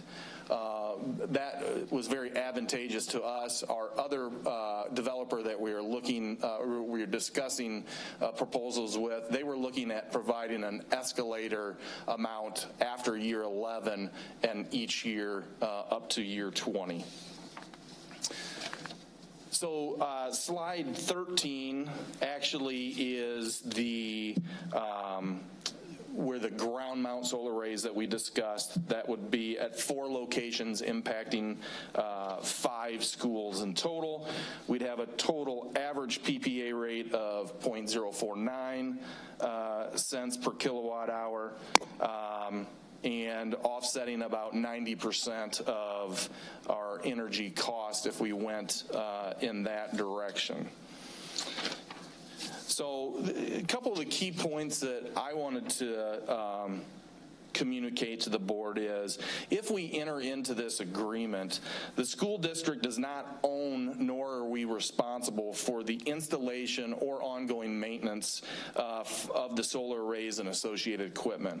We are simply providing roof space and or property to Forefront and entering into a 20-year fixed power purchase agreement. At the end of that 20-year period, Forefront Power would be responsible for removing all solar arrays and returning the property to its initial state. Forefront Power is also providing a minimum guaranteed output of 90%. So what that means, if the system fails to produce 90% of the projected production, Forefront will provide a credit to the district. There is a lost savings calculation and a cap associated with the minimum guaranteed output, which is included in the PPA agreements. So once again, we are providing 2 options to the board. The executive summary currently recommends the mixed option, which includes the rooftops and ground mount solar arrays. So if the board decided they would like to move forward with this project, one decision we would need to have is if you want to move forward with the mixed option or just the ground mount option, and I would have to update that recommendation. So our next steps would be to approve and sign the power purchase agreements. That would allow Forefront to move forward and finalize all engineering for the projects at each individual site. So tonight we have Rachel McLaughlin, Senior VP from Forefront Power with us. So if there's any specific questions, she'd be happy, she or I would be happy to answer anything. Are there any questions or discussions on the Forefront Power behind the meter solar power agreement? Mrs. McCulloch. I have a question. Is there anything in our contract, if they're unable to provide what they're telling us they're going to provide, based on availability of equipment or based on for whatever reason? Correct. So if for some reason let's just say, for instance, the Auburn, the site that we're calling the Auburn campus, if there was a site issue that did not allow us to proceed, we're allowed to get out of that portion of the contract, and Forefront Power basically absorbs all the risk and the cost that was associated with engineering that site. But if that answers your question, Ms. McCulloch. No, it's more the onus on them to do what they've said they're going to do with us. Not that we want to get out of it, but that they correct. There are stipulations. Yeah, there are stipulations within the contract that the agreements that we're working on. Yes. What kind of stipulation? Well, there are stipulations on construction dates. The length of time they have to construct. There are the minimum guaranteed output. Trying to think. Rachel, is there? Yeah, okay. So from the moment that you all sign the agreements, we're going to then start detailed site diligence. And so what that means is, we've already done some site visits, but we're going to open up all the gear, confirm the points of interconnection. We're going to apply for interconnection with the utility, where then the utility will tell us how much it's going to cost to interconnect the system to the grid. We're going to complete the discretionary permitting process on the ground mounts so we can get them into the incentive program by May, when we think that when the incentives reset in June, they're going to go down. So we're going to start all of that work at our expense, at our risk, with the expectation that, as we start getting these answers on these questions, we're able to then proceed with the projects and recoup that money. If for some reason through the site due diligence that we're conducting, we learn that there's something that is extremely expensive, which would make the project uneconomical for us and for you, then we're able to terminate the agreement. Then we bear all the costs for all those studies that we did to get to that point, and then Rockford is able to move on from the contract. So to answer your question, presuming that there's no surprises other than surprises against the assumptions that are included in the agreement, we have to move forward with the projects as proposed. But should we discover information that varies from what's in those assumptions, then there is a process to approach you all and say, this is the new price, or this is what the projects now look like. And at that point, if you choose not to move forward with the projects, then we would terminate the agreements and we would bear the costs of the due diligence that we had done. And you mean new price in terms of what we would receive per unit, or what? Yeah, so the pricing is per kilowatt hour. But here's an example. So interconnection, we have not had any behind-the-meter projects in this area with upgrades from the utility. So hopefully your projects do not have upgrades from the utility. However, there's increasing solar penetration on the grid, and so we're finding that this interconnection process, we had 2 projects that we recently got rather large upgrades on. So if the utility comes back and says, hey, it's going to be $500,000 to upgrade this line, that's no longer a feasible project for you or for us. And so at that point, we can decide to no longer move forward with the project. If they come back and they're like, it's $100,000, but the $100,000 wasn't included in our original rate, there's a mechanism in the agreement for us to adjust the price up to a cap, and then if it's over that cap, then we would have to reapproach you and say, hey, do you want to move forward with this or not? And it's possible that there's still savings, and so you're like, yeah, this is something we want to move forward with, but if it's not something that's delivering savings or that you think is of value at that point, you would be able to walk away. Does that answer your question? Not economical for you or us. Really what you're saying is it's not economical for you to do it at the price that you've given us for that. Yeah, because the price that we've provided is based on a specific scope of work, and right now, we don't want to charge you for interconnection upgrades that may not ever come to fruition. So right now, we're not assuming an interconnection budget in the PPA pricing, but if that would come back, you would end up with a higher price, because that is something different than what's in the current scope of work. So the incentives you're referring to, those are from the state, correct? Yes. And those you recoup what percentage for the installations? I mean, pretty good return. So the incentives that are currently available, there's 2. There's the investment tax credit from the federal government. So that is equal to 30% of the upfront system cost. And at 4 of your sites, they're actually eligible for a 10% adder called the low to moderate income adder that you get on this federal incentive. That is a constrained pool that Treasury is going to open this year. So that's another reason why Michael has been working on moving forward these agreements, is because then we can work to get these projects into that pool, and then you benefit from that extra 10%. But that is I would say an uncertain incentive because we have to get the applications into Treasury, and Treasury hasn't released their guidance yet for what that 10% is going to look like. But 4 sites are eligible for that. And then there's the incentive that was made possible under the Climate and Equitable Jobs Act. That's actually what they call a renewable energy credit incentive. So that's paid out over time, over the next 20 years to us as a production-based incentive. So if the system's performing, then we receive that REC credit. And I believe the REC credit is around, I'll confirm the exact amounts because it varies based on system size. And so you've got different assumptions throughout your portfolio, but I believe it's around 3 cents a kilowatt hour. To give you an idea,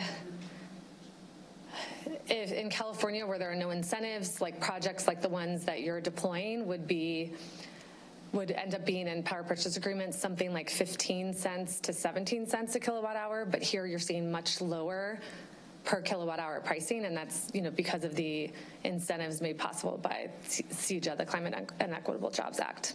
So we essentially take those incentives and then pass that on to you in the form of a lower PPA rate.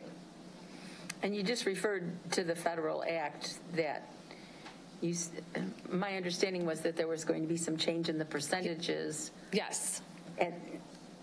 And is it just the 10%? I thought that there was more to that.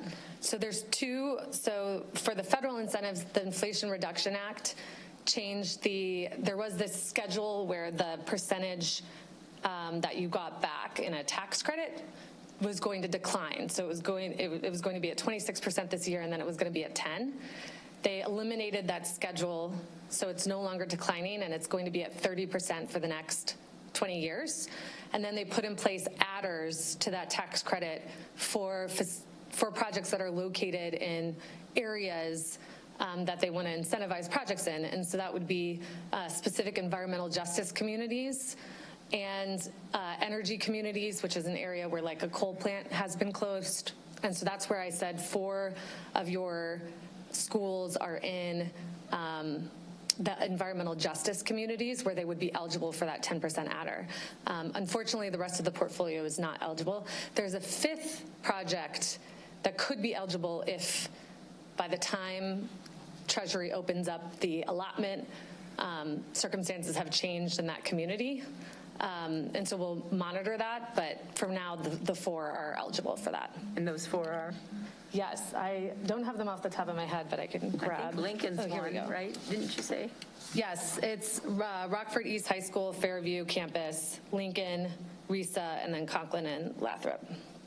So if you think of them more of the 4 campuses.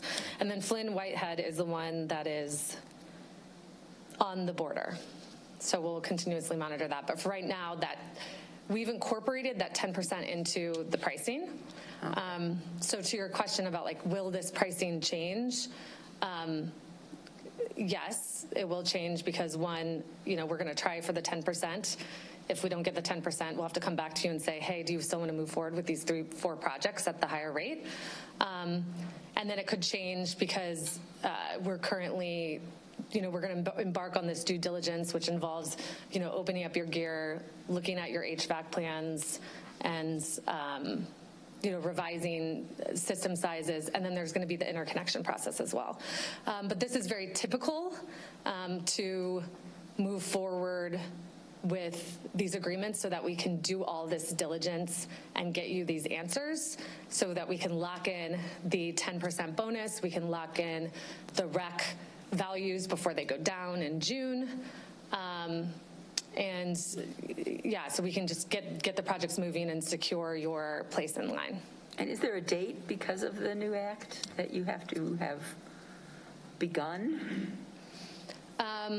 Technically, the REC contract under CEJA requires, I believe, it's within 24 months of executing the REC contract, but they do provide extensions, and they're pretty understanding of the extensions. Of course, the last time we went through this, COVID was happening, and so they were very understanding of extensions because of the COVID situation.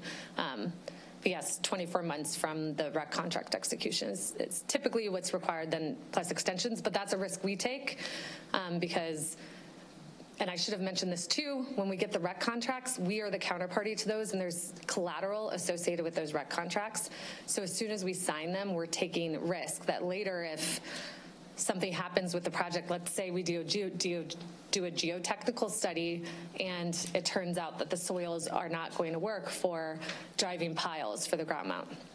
Geotechnical studies are around $15K, so that's something that we would do post-signing. So if we do that geotechnical study and then learn that the project's not viable and we've already executed that rec contract, we're going to be out that collateral amount. And so, right now, basically, you all are moving forward, and then we're going to commit to probably around $300K of spend plus collateral to move the portfolio forward. And the definition for all of us, the lost savings piece on this is what? Somebody explain that, please. Sure. So we want to provide, so first of all, this is a very aligned agreement. Because it's a power purchase agreement, we only recoup our investment if the system's up and running, because we need it to produce energy so that you pay us for that energy that we're producing. So we already have a very aligned agreement, but as a belts and suspenders to that, we provide our customers with a standard performance guarantee where we're going to guarantee that the system's going to produce 90% of the energy we have modeled, and if we have a shortfall below that 90%, we're going to reimburse you for your lost savings.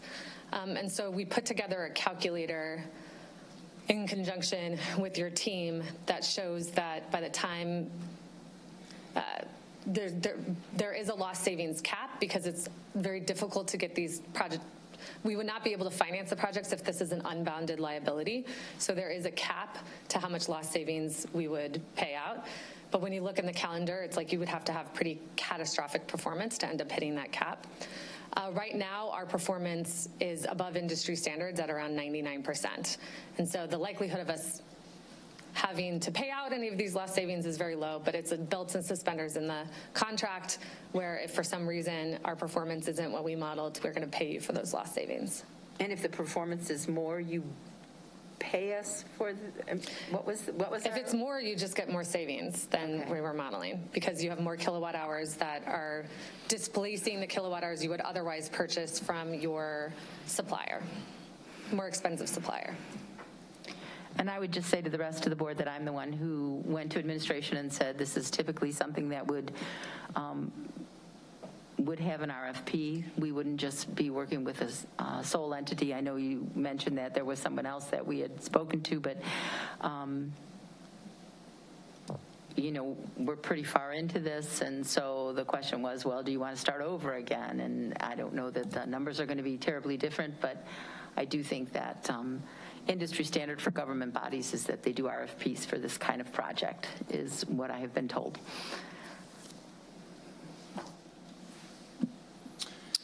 So just one more thing I'd like to add, just from a context standpoint. Currently, in July, the board approved a new contract, a one-year contract with Constellation Energy. So we're currently paying about 11 cents per kilowatt hour to Constellation Energy.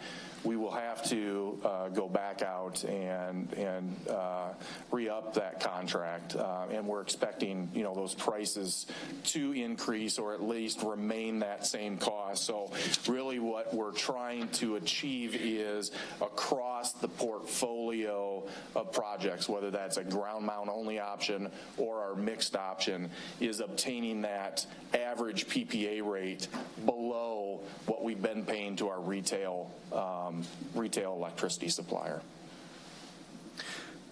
So where are we with the contracts? Do we actually have agreements? So we are near completion. There is a couple items that we're going to finalize hopefully tomorrow and have uploaded into our packet before Friday. And we've had an attorney review those? Correct. We've been working very closely with AGHL Law throughout the agreement.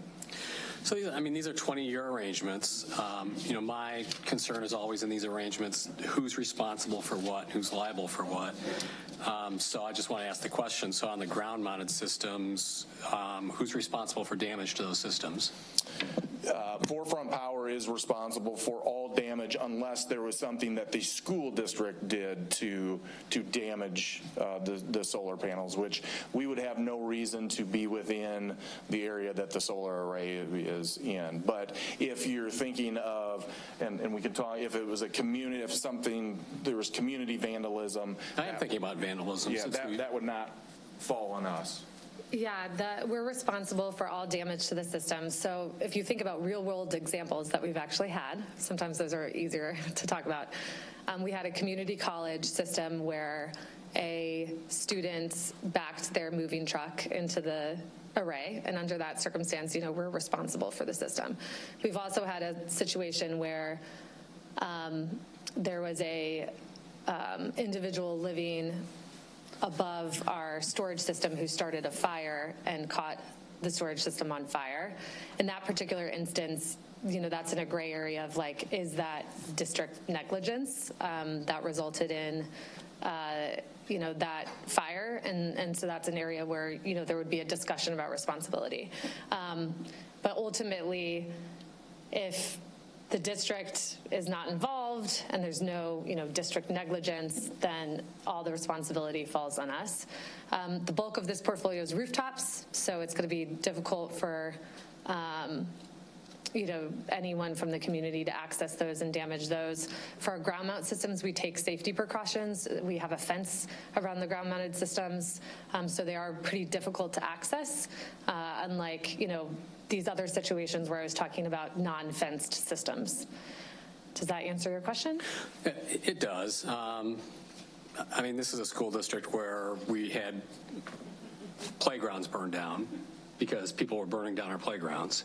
So that's the community you're installing these things in. Students that were burning down. So, understand, I don't want to be responsible for that. Yeah, of course. I want you to be responsible for it. So you can insure it. Yeah, we all have insurance in the system. And yes, we would be responsible for. And on the rooftop, so I was the one that asked the question about the rooftop system. So we are going to be responsible if for any reason we have to repair the roofs or fix the roofs. We will be responsible for the cost of removing those panels. And then during the period when they're inoperable, the way it usually works is we will be paying them because they're not getting their stream of income during that period. So although your team negotiated an allowance. Okay. So you have an allowance per year of being able to take down the system for some reason. So let's say you just need the system not to be producing electricity because you need to take down load in the building to interconnect some other device or system that you're deploying. You have the ability to do that. Or if you want to do a roof repair, you would have the ability to pay for the remove and replacement. You're correct. But then the system, you wouldn't have to pay for the lost revenue during that allowance time. Okay. So it helps that they're not affixed. How difficult are they to remove and replace? Yeah, this is why I recommend that all customers, and this is something I've discussed with Michael, I recommend that all customers have new roofs or have done refurbishments prior to putting solar on the roof, is because it is a pretty extensive project to remove and replace the entire system. It's a less extensive project, obviously, to just remove a few areas because you need to do a repair. I should also mention that we're responsible for maintaining the warranty. So our process is,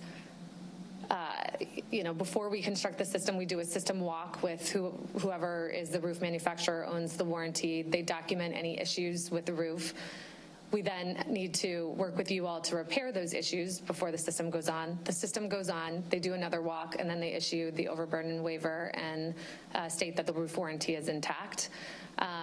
We're also responsible for any damage to the roof that our system may have caused. If we suspect that the roof leak is because of the system, usually, a forensics entity would take a look at that and say, yes, it is. And then at that point, we would be responsible for removing the system and paying for the repairs. If there's a situation where it's just wear and tear on the roof, or you have a roof failure, that is a risk under the agreement. But historically, when we've installed on new roofs, we haven't seen that as a thing that's popped up. As an example, one of our largest customers is an e-commerce customer that has very large fulfillment centers, and they have new roofs, and we haven't seen any issues related to the need to repair the roof because we've put the systems on new roofs. What about storm damage? And not just, I know you're probably insuring the system against storm damage, but what if we have storm damage roofs? Is that a force majeure event? Are we responsible for the loss of income if we have to replace a roof, other than that allowance that you were talking about?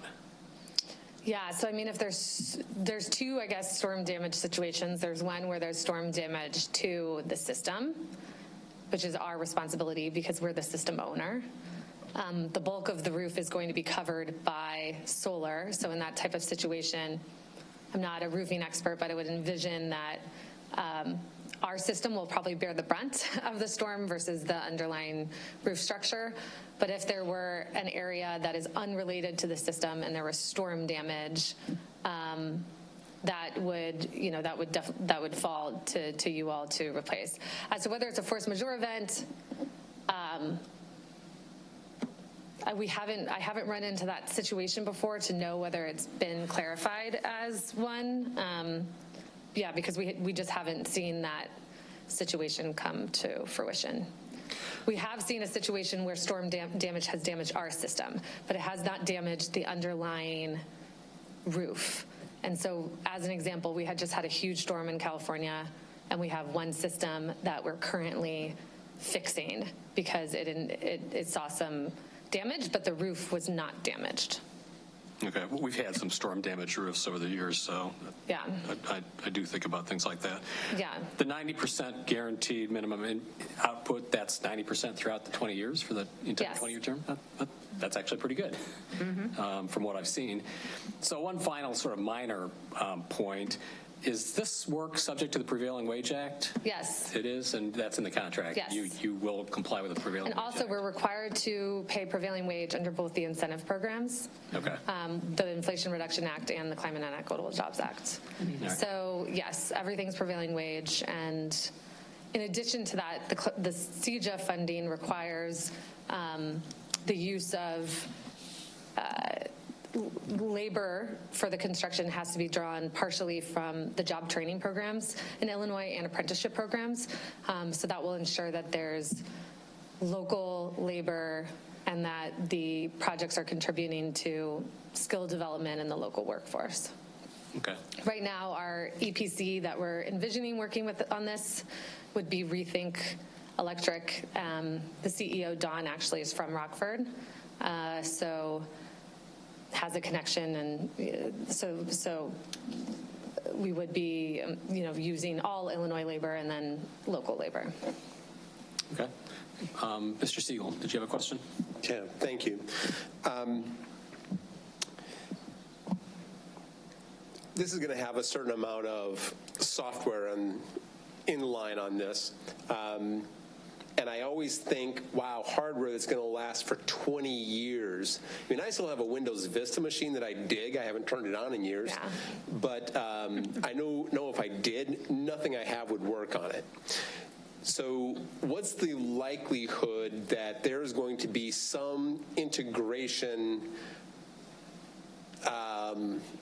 problem down the road because there's going to be other parties involved, and we're going to connect to a grid that I presume you don't own, and neither do we. And presently, they may say, or not presently, but 8 years down the road, they say, we need this upgrade. Oh, but man, sorry, this upgrade doesn't really work with what you've got.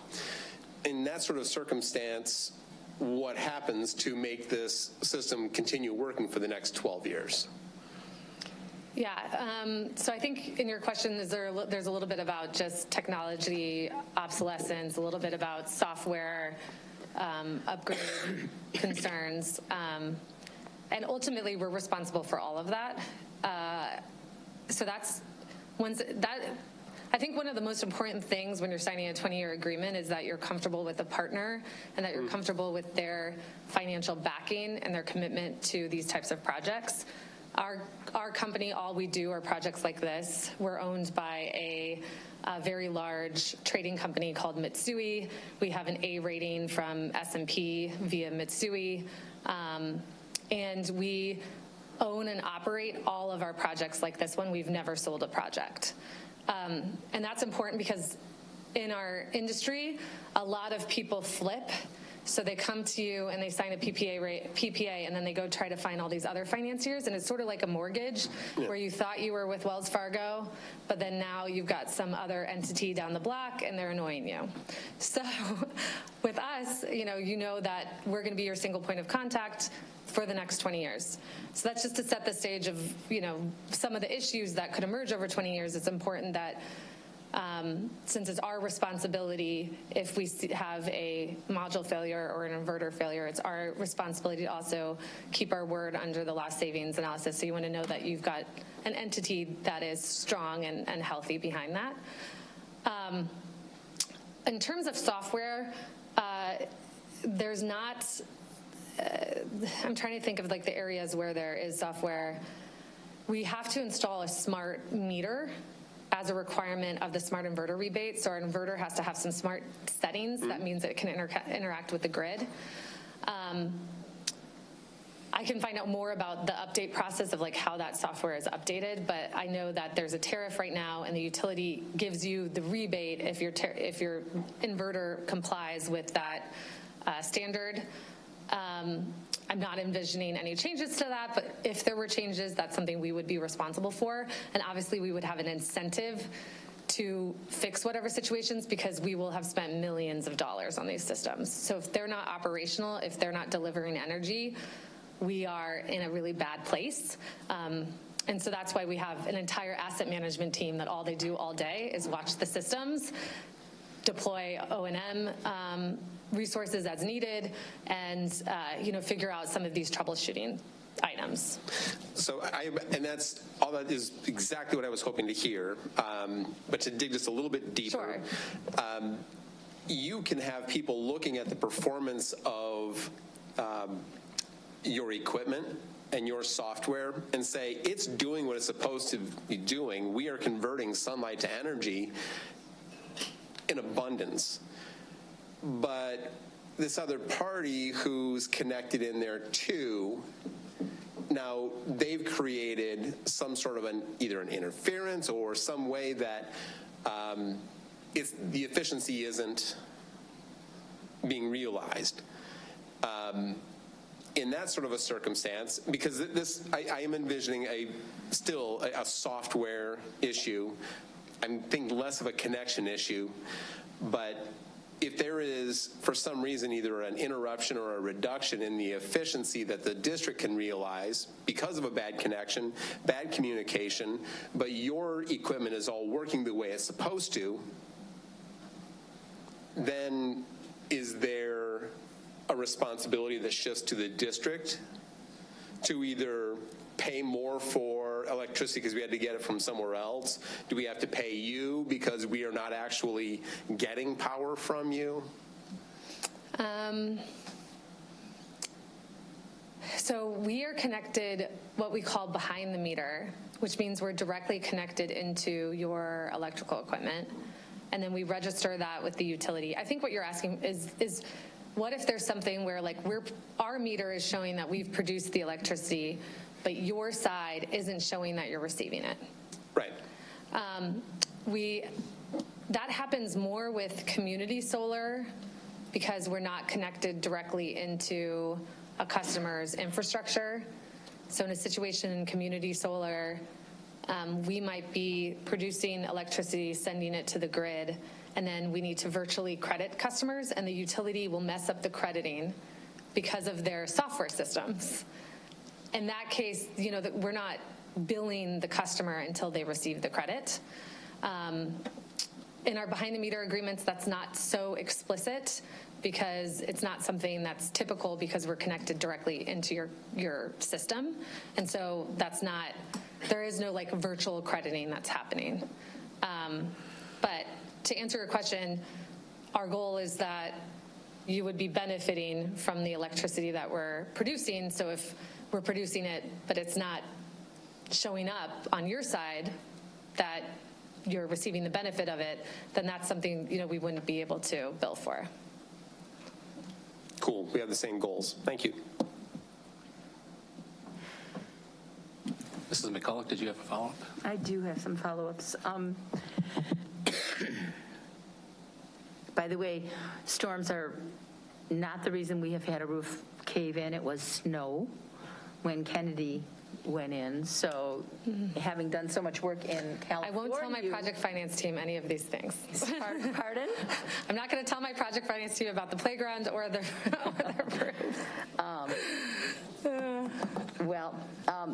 I'm assuming we have a timeline for when everything is going to be installed or that will be in the contract? Yes, we have a schedule that shows a group of projects done in 2023, another group in 2024, and then a few longer lead time projects, mostly because the lead time right now in electrical equipment is pretty long, that have CODs or commercial operation dates in 2025.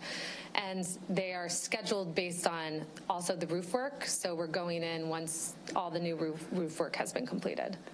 And is there something in the contract for liquidated damages if you don't meet your timelines? Yes. And that's something your team negotiated. Okay, good for them. At the end of the whole project, is there a decommissioning cost, or do you just take care of that? That's something we're currently, that's like the one item, when someone was asking about the contract that we're working out. We typically do not have a decommissioning bond placed on behind-the-meter projects like this. So we're working on costing it and providing a sense of the added cost to the project of providing that. That you would provide it then if we can. Yes, if you're open to the increase associated with that, we will provide it.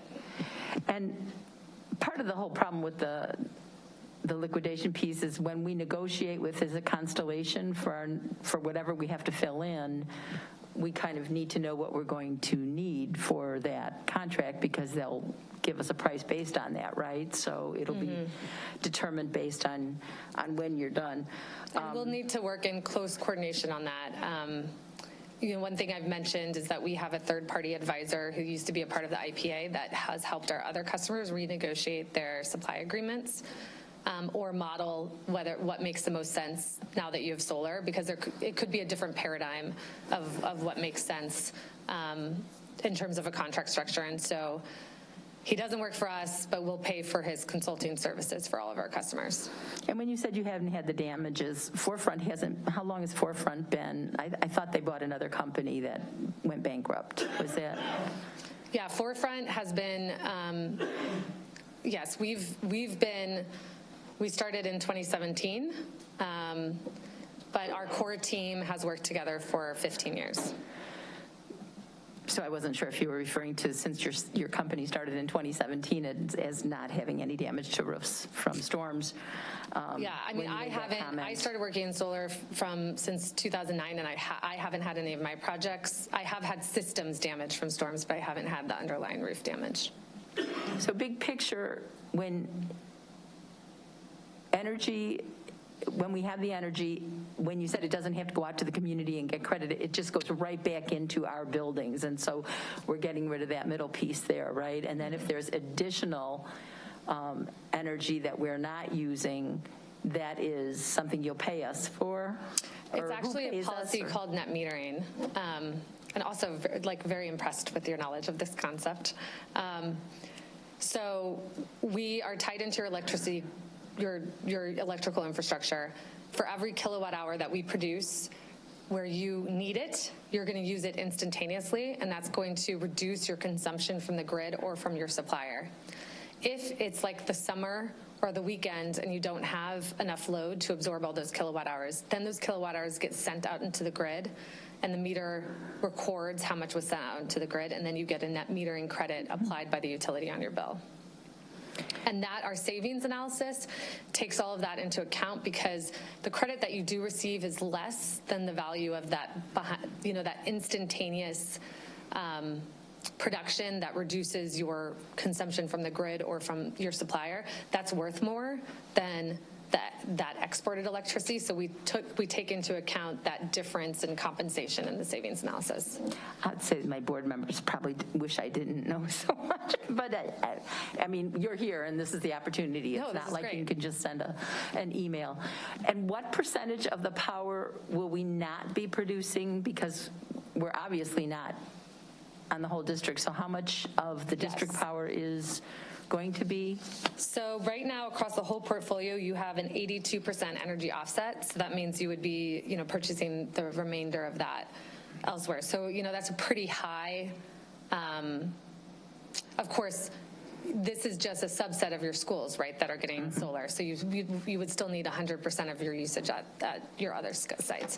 One thing, not to overwhelm you with possibility, but one thing to help your other schools that aren't installing solar is the possibility of community solar. The savings under that is much, much lower than behind the meter. That's why most customers do behind the meter first, recoup the really rich savings from behind the meter, and then they can augment that with community solar subscriptions. So those would be off-site projects where you could subscribe and then offset the rest of your load. Well, and I don't know if this is a question for Mr. Phillips or you, but why are we not trying to impact a greater percentage? I mean, we're not at 100% of the buildings that we're looking to supply power to this way. Is there a reason we determined how many or which? Yeah, so first, the areas that we did an analysis of all of the schools across your entire district, and then we only picked the rooftops that were going to be new or had plans for refurbishment. And then the ground mounts were selected based on areas that actually had space to install, because it's very rare, as you know, to have ground area next to schools. And so these were, the sites that were most advantageous for economical on-site solar, where we could save you money. To your question about offsets, we typically cap our systems at 80 to 90% because we want to allow you room for energy efficiency upgrades or other things that might reduce load, because the PPA contract is a 100% take-or-pay contract. So that means you're agreeing to purchase 100% of the solar that we produce. And so, if we were to go too close to the top, then you might end up in a situation where you're paying for solar that you don't want to use. That's one thing. The second thing, but I should note, some of these sites are at 100% because it's done across an account level versus a meter level. And so you're protected on that, under that. So, they're either capped based on that, or usually it's just the site itself. So the roof only has enough room. I would say in 75 to 80% of the cases here, the roof just doesn't have room, or the ground mount doesn't have room for a greater offset. And so you're what we would call site constrained. Okay. And then the buildings that we're not doing is because of the roofs not being able, or older roofs not intended to get replaced, or no available ground mount space. And I don't know, Michael, do you have anything to add to that? Okay, he agrees with me on that. Thank you. Okay, thank you. Appreciate everybody's patience. Okay, if there are no other questions, according to my script, this will be brought to the board for approval at the January 10th, 2022 board meeting. Somebody hasn't caught up with the fact that we've changed years. Yeah, I just have one more. Is the board comfortable moving forward with the mixed option that we currently have recommended in the executive summary? Does anybody have any thoughts on that? Yes, no? Bring them both? Bring them one? Don't everybody speak at once? Bring them both, please. I'm fine with doing both based on what I've heard about the rooftop units. Anybody else have a strong opinion one way or the other? Speak now or forever hold your peace. I guess bring them both. All right, thank you very much. And this will actually be brought for board approval at the January 10th, 2023 board meeting. I've actually done the same thing today myself at least 3 times, so I can't really. All right, the next item on the agenda is the Master Library Facility Space Scheduling Software, and it took me a minute after Mr. Phillips started explaining this to me for the first time. This has nothing to do with libraries. It's just the name of the software. So the name of the software is Master Library Facility Space Scheduling Software. Just get library out of your head. Next, we have the Master Library Facility Space for Scheduling Software presented by Michael Phillips. Master Library, ML Schedules, is a facility space scheduling software management system used to request and approve space reservations in K through 12 school districts. Utilizing an online facility request system will expedite the requesting and approval process for scheduling district space as well as identifying available space via an online calendar. I don't have to go through all this. This is really just a scheduling system for using our buildings. So it's a master scheduling system for when people want to use our buildings, community groups, activities. It'll give them one place to do it. Apparently we don't currently have that, or the one we have, for some reason they think this is better. Are there any other questions? Are there any questions or discussions on this scheduling software? Can I add just a thing? Okay, so right now everything we're doing is paper-based. It's currently located on our website, so our internal or external stakeholders have to download that. We're writing it up, we're emailing things back to our operations team. This would be a web-hosted solution. The link would live on our website. I think the other key thing that I want to communicate is this will really help us internally collaborate with our athletic departments. Right now, we're managing multiple calendars, and our athletic department schedule off a system called 8 to 18. 8 to 18 will integrate with this master library schedule, so any changes that are made on their end will automatically upload into our calendars. Right now, it's all handwork that we're doing between Ms. Ellis, Director of Operations, and Ms. Semaroth in conjunction with the athletic directors. So I really see not only an increased efficiency internally, but also with our external stakeholders. Okay, this will be brought to the board for approval at the January 10th, 2023 board meeting. Tim, sorry. Can I ask you a question before you close yours? You asked, Mr. Phillips asked about if everybody's comfortable with the combination. I just would ask that you make sure everybody's comfortable with the fact that we didn't send it out for bid as well. That kind of got glossed over, if anybody had anything to say about that. Did anybody feel uncomfortable moving forward without having gone out for RFP? Ms. Pearson? Is there a reason why we didn't get any bids? As I said, utility agreements, we're not required to do a request for proposal. I will agree with Ms. McCulloch that is sometimes best practice from the industry, but we do a lot of times utilize consortiums where other people are doing requests for proposals. So I kind of equate this to a consortium process where we did work, two other entities had done requests for proposals, one selected Econergy, one had selected Forefront Power. After working with both of those entities, we felt very comfortable and confident moving forward with Forefront as I said, as our solar partner. There was some differences in PPA cost, as well as the other vendor was going to charge us an escalation fee, and there was a possibility that they wouldn't own the system throughout the 20-year agreement, which was very important to us to have a partner that was going to be with us throughout this entire 20-year agreement. Thank you. I think that even if they aren't, Mitsui has a reputation for, if that's who's backing them from a financial standpoint, that's a positive. So are we comfortable moving forward? I am. I would have loved to have had this open up and see if there were local entities that could have participated in the bid, but I guess I'm pretty happy that at least a certain portion of the labor has to be local and has to be developmental. So. And I knew we had prevailing wage because of, but I didn't know about the local, is that from an Illinois piece, or is that from, that's not a federal? Can you give what those letters are? I just would like to look it up, and I want. Can you push the button, please? Oh, thank you. We're using a Illinois EPC, so all labor will be from Illinois. So all the construction work it's an Illinois company, Rethink. And then EPC is?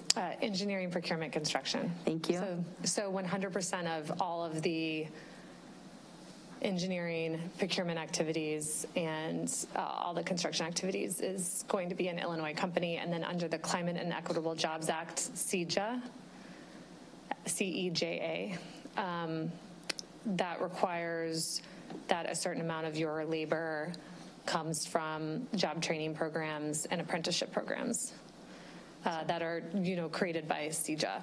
So the whole purpose of this legislation was to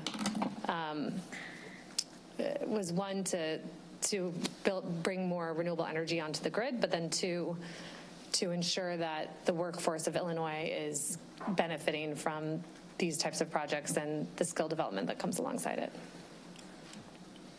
Any other questions about that? Okay. No, I guess I'd say normally I would like to see us go out for our RFP, but there's a timeline here. I've been involved in a couple of these things outside of the school board. The economic terms here are better than I've seen in any of the other deals that I've been involved in. The 90% minimum output guaranteed for over the entire 20 years, that's the best I've seen. The fact that there's no price escalation over the 20 years, that's probably the best I've seen. One of the projects that I was involved in has already been sold out from under the people who originally were involved in it. So I guess I'm comfortable moving forward with this. And since I'm the one who asked the question, I'll tell you that having asked a lot of questions, not even all of them here, that I would be too, but I do think the board needs to be made aware that, that we kind of skirted that process in my book. Oh, yes. I just wanted to say to you, I work for DCEO, and your explanation of CEJA was pretty good. Okay, good. All right, if there are no other questions, I've got item C, which is preview of consent items. The following items will be presented on the consent agenda for the January 10th board meeting. Antoine Harris Group, LLC. This is another one of the groups being paid for with the ARP ESSER money. Antoine Harris Group, LLC programming will serve RPS students at West Middle School and Roosevelt High School. This program will keep students' social emotional well-being through mentoring services to help support our district's universal goals. Are there any planning consent agenda items? Well, there's only one. The board wishes to have pulled for additional discussion. Do we have more ARP ESSER coming? Do we have the school bus, the walking school bus? I keep waiting. Is there anybody here who knows the answer to that? Well, we're working on it. The person in the back of the room. We're in negotiations with someone we've been working with from the beginning. So it's Maureen and the team. They're doing a good job. But go ahead, Maureen. I've met with Mr. Brantley and talked with him a couple of times about this project, and we are working on this actively, and we should hopefully have something to present for March is what our goal is. That's kind of the timeline that we're working through. Oh. And what about in general? Is this kind of the end of the... No, it's not. We still have some that are coming in. This is an increase from the other program that he'd already had based on feedback from the principals. They actually wanted to make this program a little bit more robust because of how impactful it has been with students. Okay. So we do have a couple other ones that are coming through for next month. It is starting to slow down, but now we're looking back at the other programs that are coming to end of this year to see if there's an opportunity to re-engage with those organizations throughout the summer into next school year. I'm glad to hear the principals are paying attention to what's working and what's not working, and looking to expand the stuff that appears to be working. Yeah. All right, thanks. Ms. McCall. And I just want to remind everyone, during the presentation for the ARP ESSER update, it did identify how much money was remaining and how much money has been expended through this process. So. David. It just now occurs to me that we've done pretty good asking about how the dollars are spent. We call this live, learn, play. Do we have any sort of analysis we've done on the balance of live learn, and play. And if we just call it live and learn, that sounds pretty punitive. I'm assuming there's quite a bit of play in here as well. Do we have a report on how that's balanced? I don't have a pie chart available. It would be really, I'm surprised. Like a third. I'm surprised they don't have Post-its. But But I think, Maureen, you would probably agree we have a pretty nice balance of programs available that offer some fun, enriching activities for students to be doing, and it's not all academics all the time. That's very cool. And just for a feel-good moment, would it be unreasonable for us to see some sort of a breakdown of how these things are categorized? And I would love to see the play component balanced against the live component and the learn. So I would have to defer to Ms. Kirschman.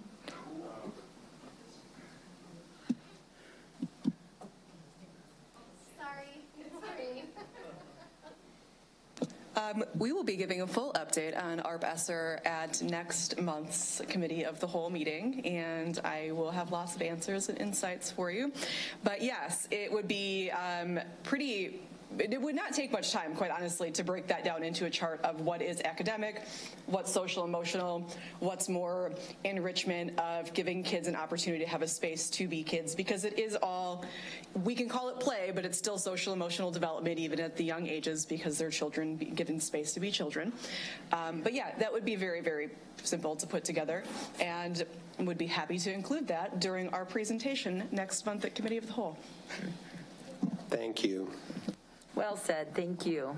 And I have to tell you, I hear all kinds of great things about all the dance stuff at Rockford Dance Company. I mean, the families are really appreciating that opportunity that their kids wouldn't have otherwise had. All right, Tim, that ends your report?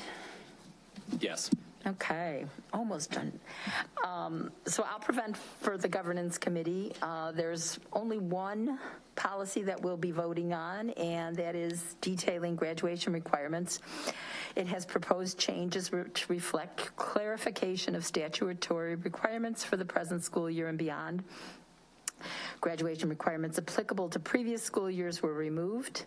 Also, the prohibition against service members receiving a service member diploma if they have previously been awarded a general educational diploma was removed. Anybody have any questions about that policy and the changes? Seeing none, I'll move on to the consent items, and I think they're all pretty much what we usually have, so does anybody have any questions about that?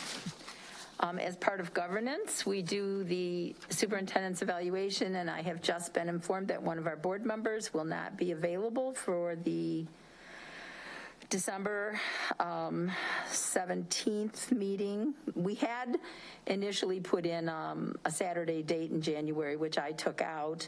I think it's helpful to have all the board members present for the evaluation, so I'd like to ask board members if we could move it, unless Dr. Jared feels otherwise. We promised to try to do it at the beginning of the year, but we could move it to, we have the 31st of January, for example. We don't have any meetings scheduled. We usually meet, 3 times a month, and there's an extra Tuesday in January. Would everybody be available? Could you look at your calendars right now?